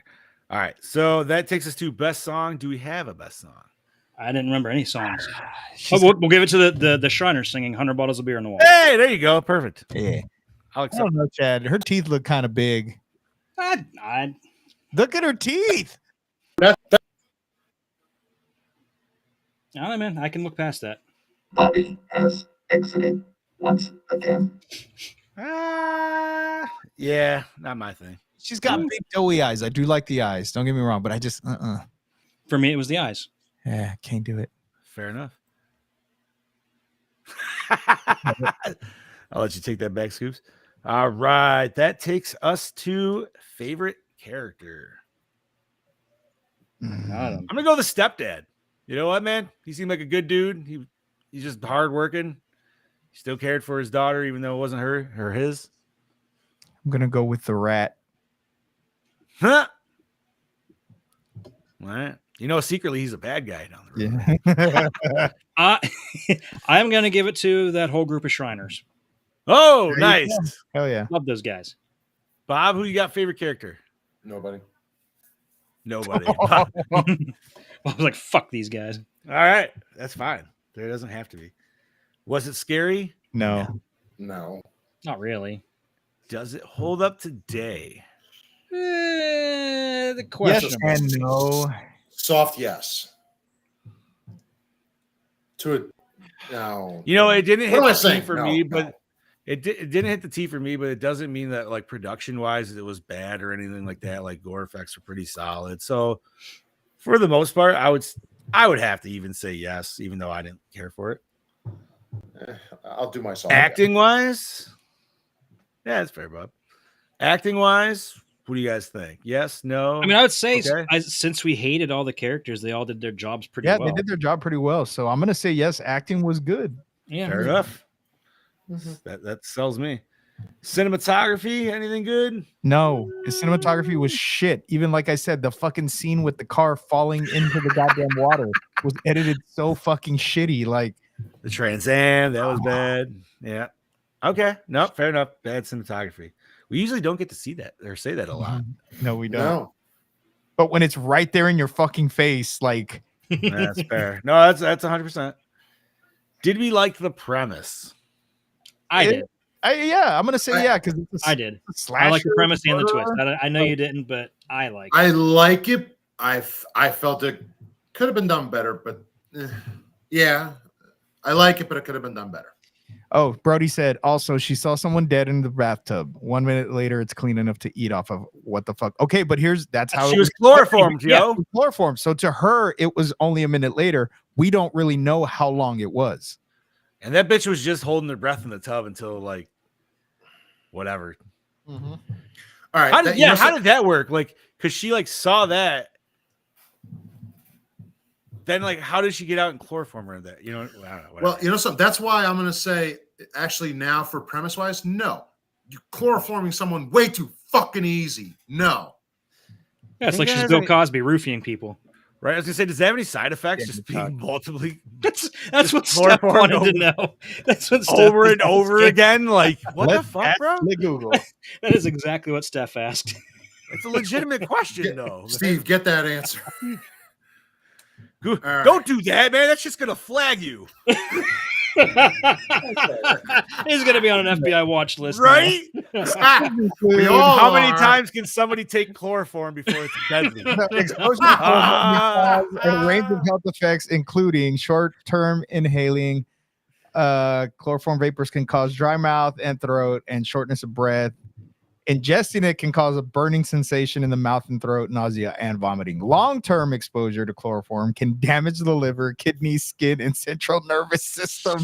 Oh, dude. shit. Oh, great. So she's on dialysis now. And it can cause cancer. A fatal oral dose of chloroform may be as low as 10 milliliters. Death can be due to respiratory or cardiac arrest. She would have been dead. Touching liquid chloroform can cause skin irritation and sores. So she should have had some sores on her face if she was fucking being chloroformed. No, Not necessarily. Not This necessarily. girl's gonna go to jail, but then now she's potentially gonna have some weird side effects down the road for being chloroformed for 6 times over. More severe exposures to chloroform may cause heart problems, unconsciousness, and in some cases death. Delayed effects up to 48 hours after the exposure of acute toxic chloroform exposure are liver and kidney damage. She's on fucking multiple transplant lists. She's on fucking dialysis. Jesus. Wow. Dear FBI agents, I just looked that up for my podcast. Yeah, right. For real. All right. And was the climax satisfying? Yes, because I didn't I'm see gonna it say coming. yeah, I know you guys hated it, but I love it. Exactly. I didn't hate it. I was recording.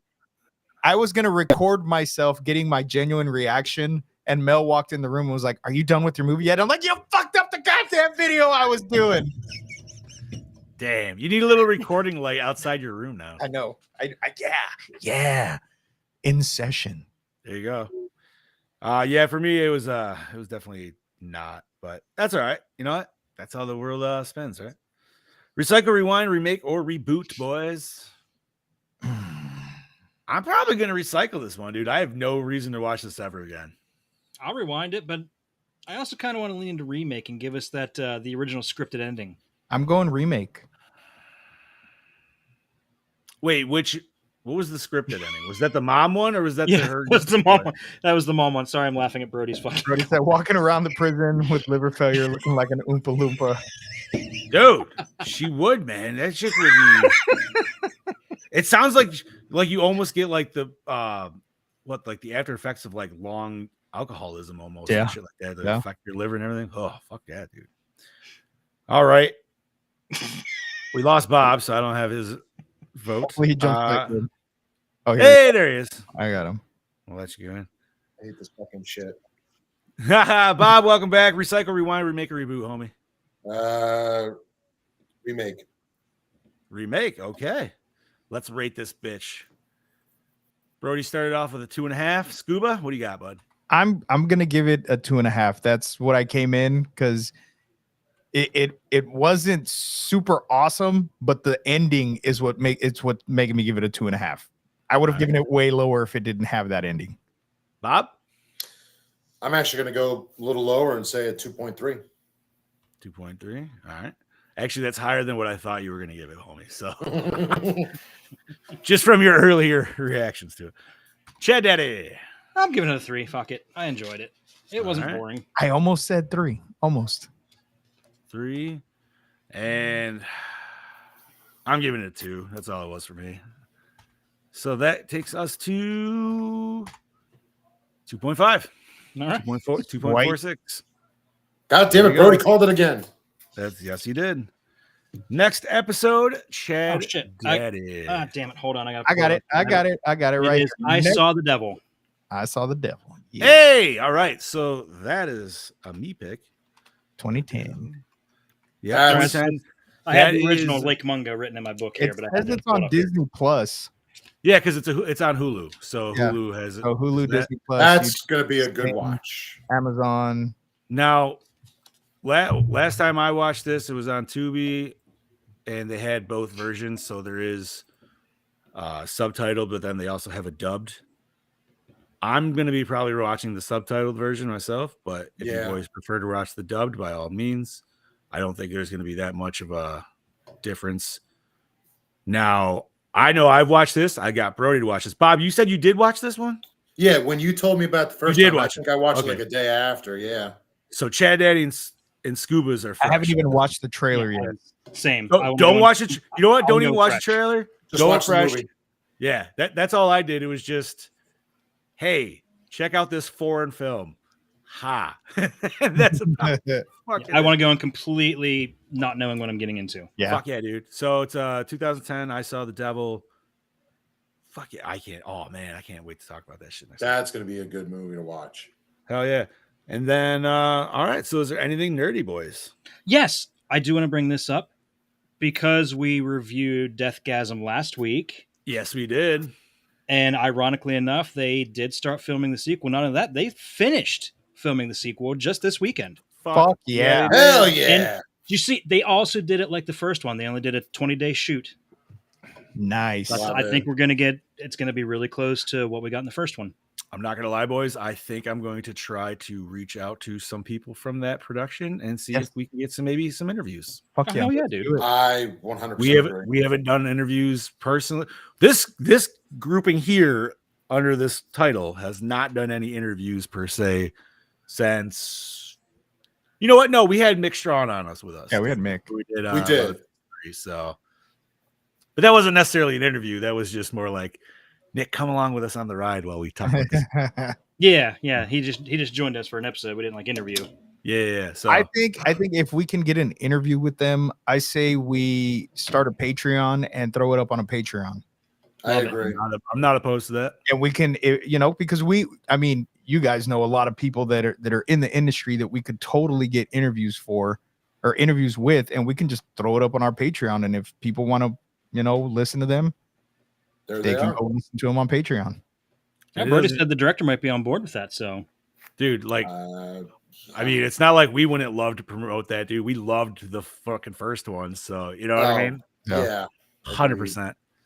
And if we can help promote the second one even more, even with our little fucking podcast, fuck yeah, man, let's do it.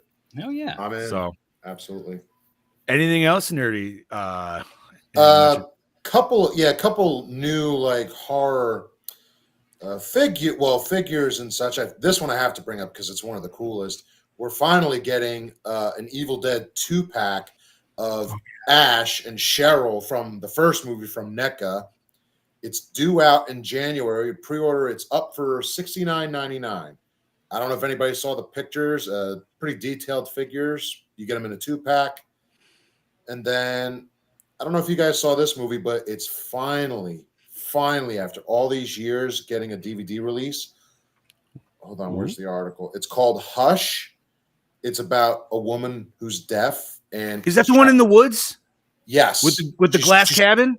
Yep, she's trapped in her house. That's a good one, dude. So, yeah, Mike Flanagan's Hush is now available on digital for the very first time, but it is coming. I think they're doing a 4K release of the movie. No shit. When did they drop? Like 2017, right? Yeah, something like that. And 2016. First time I saw it, I loved it. And I was like, why is this not on DVD? We're finally getting that on 4K release. I believe, yes, it is 4K.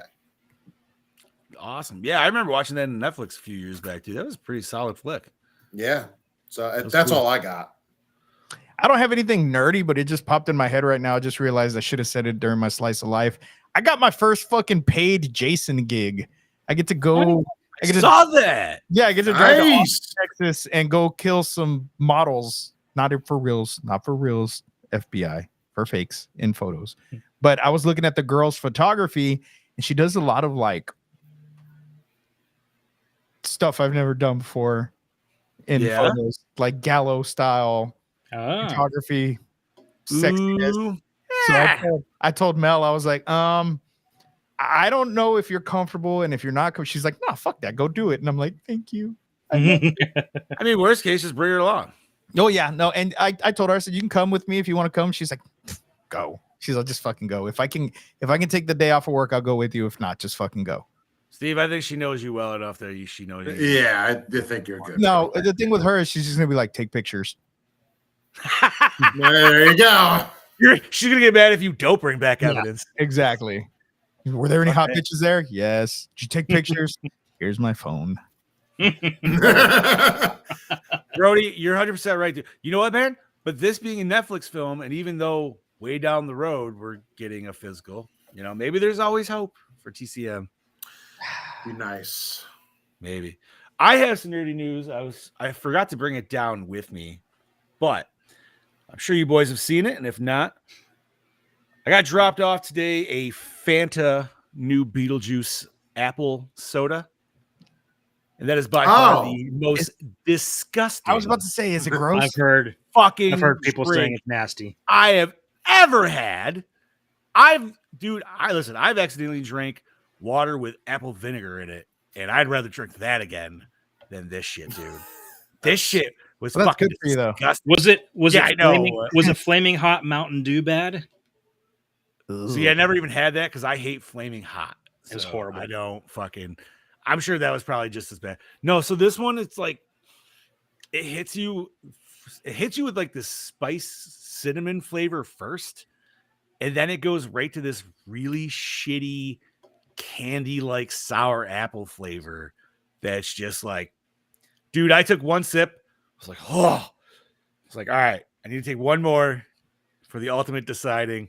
Took one more swig, and I was like, that's just fucking awful, dude. Okay, whoever sat at that board table and decided that was the one, y'all need to be fucking fired. It's just been like sour apple soda.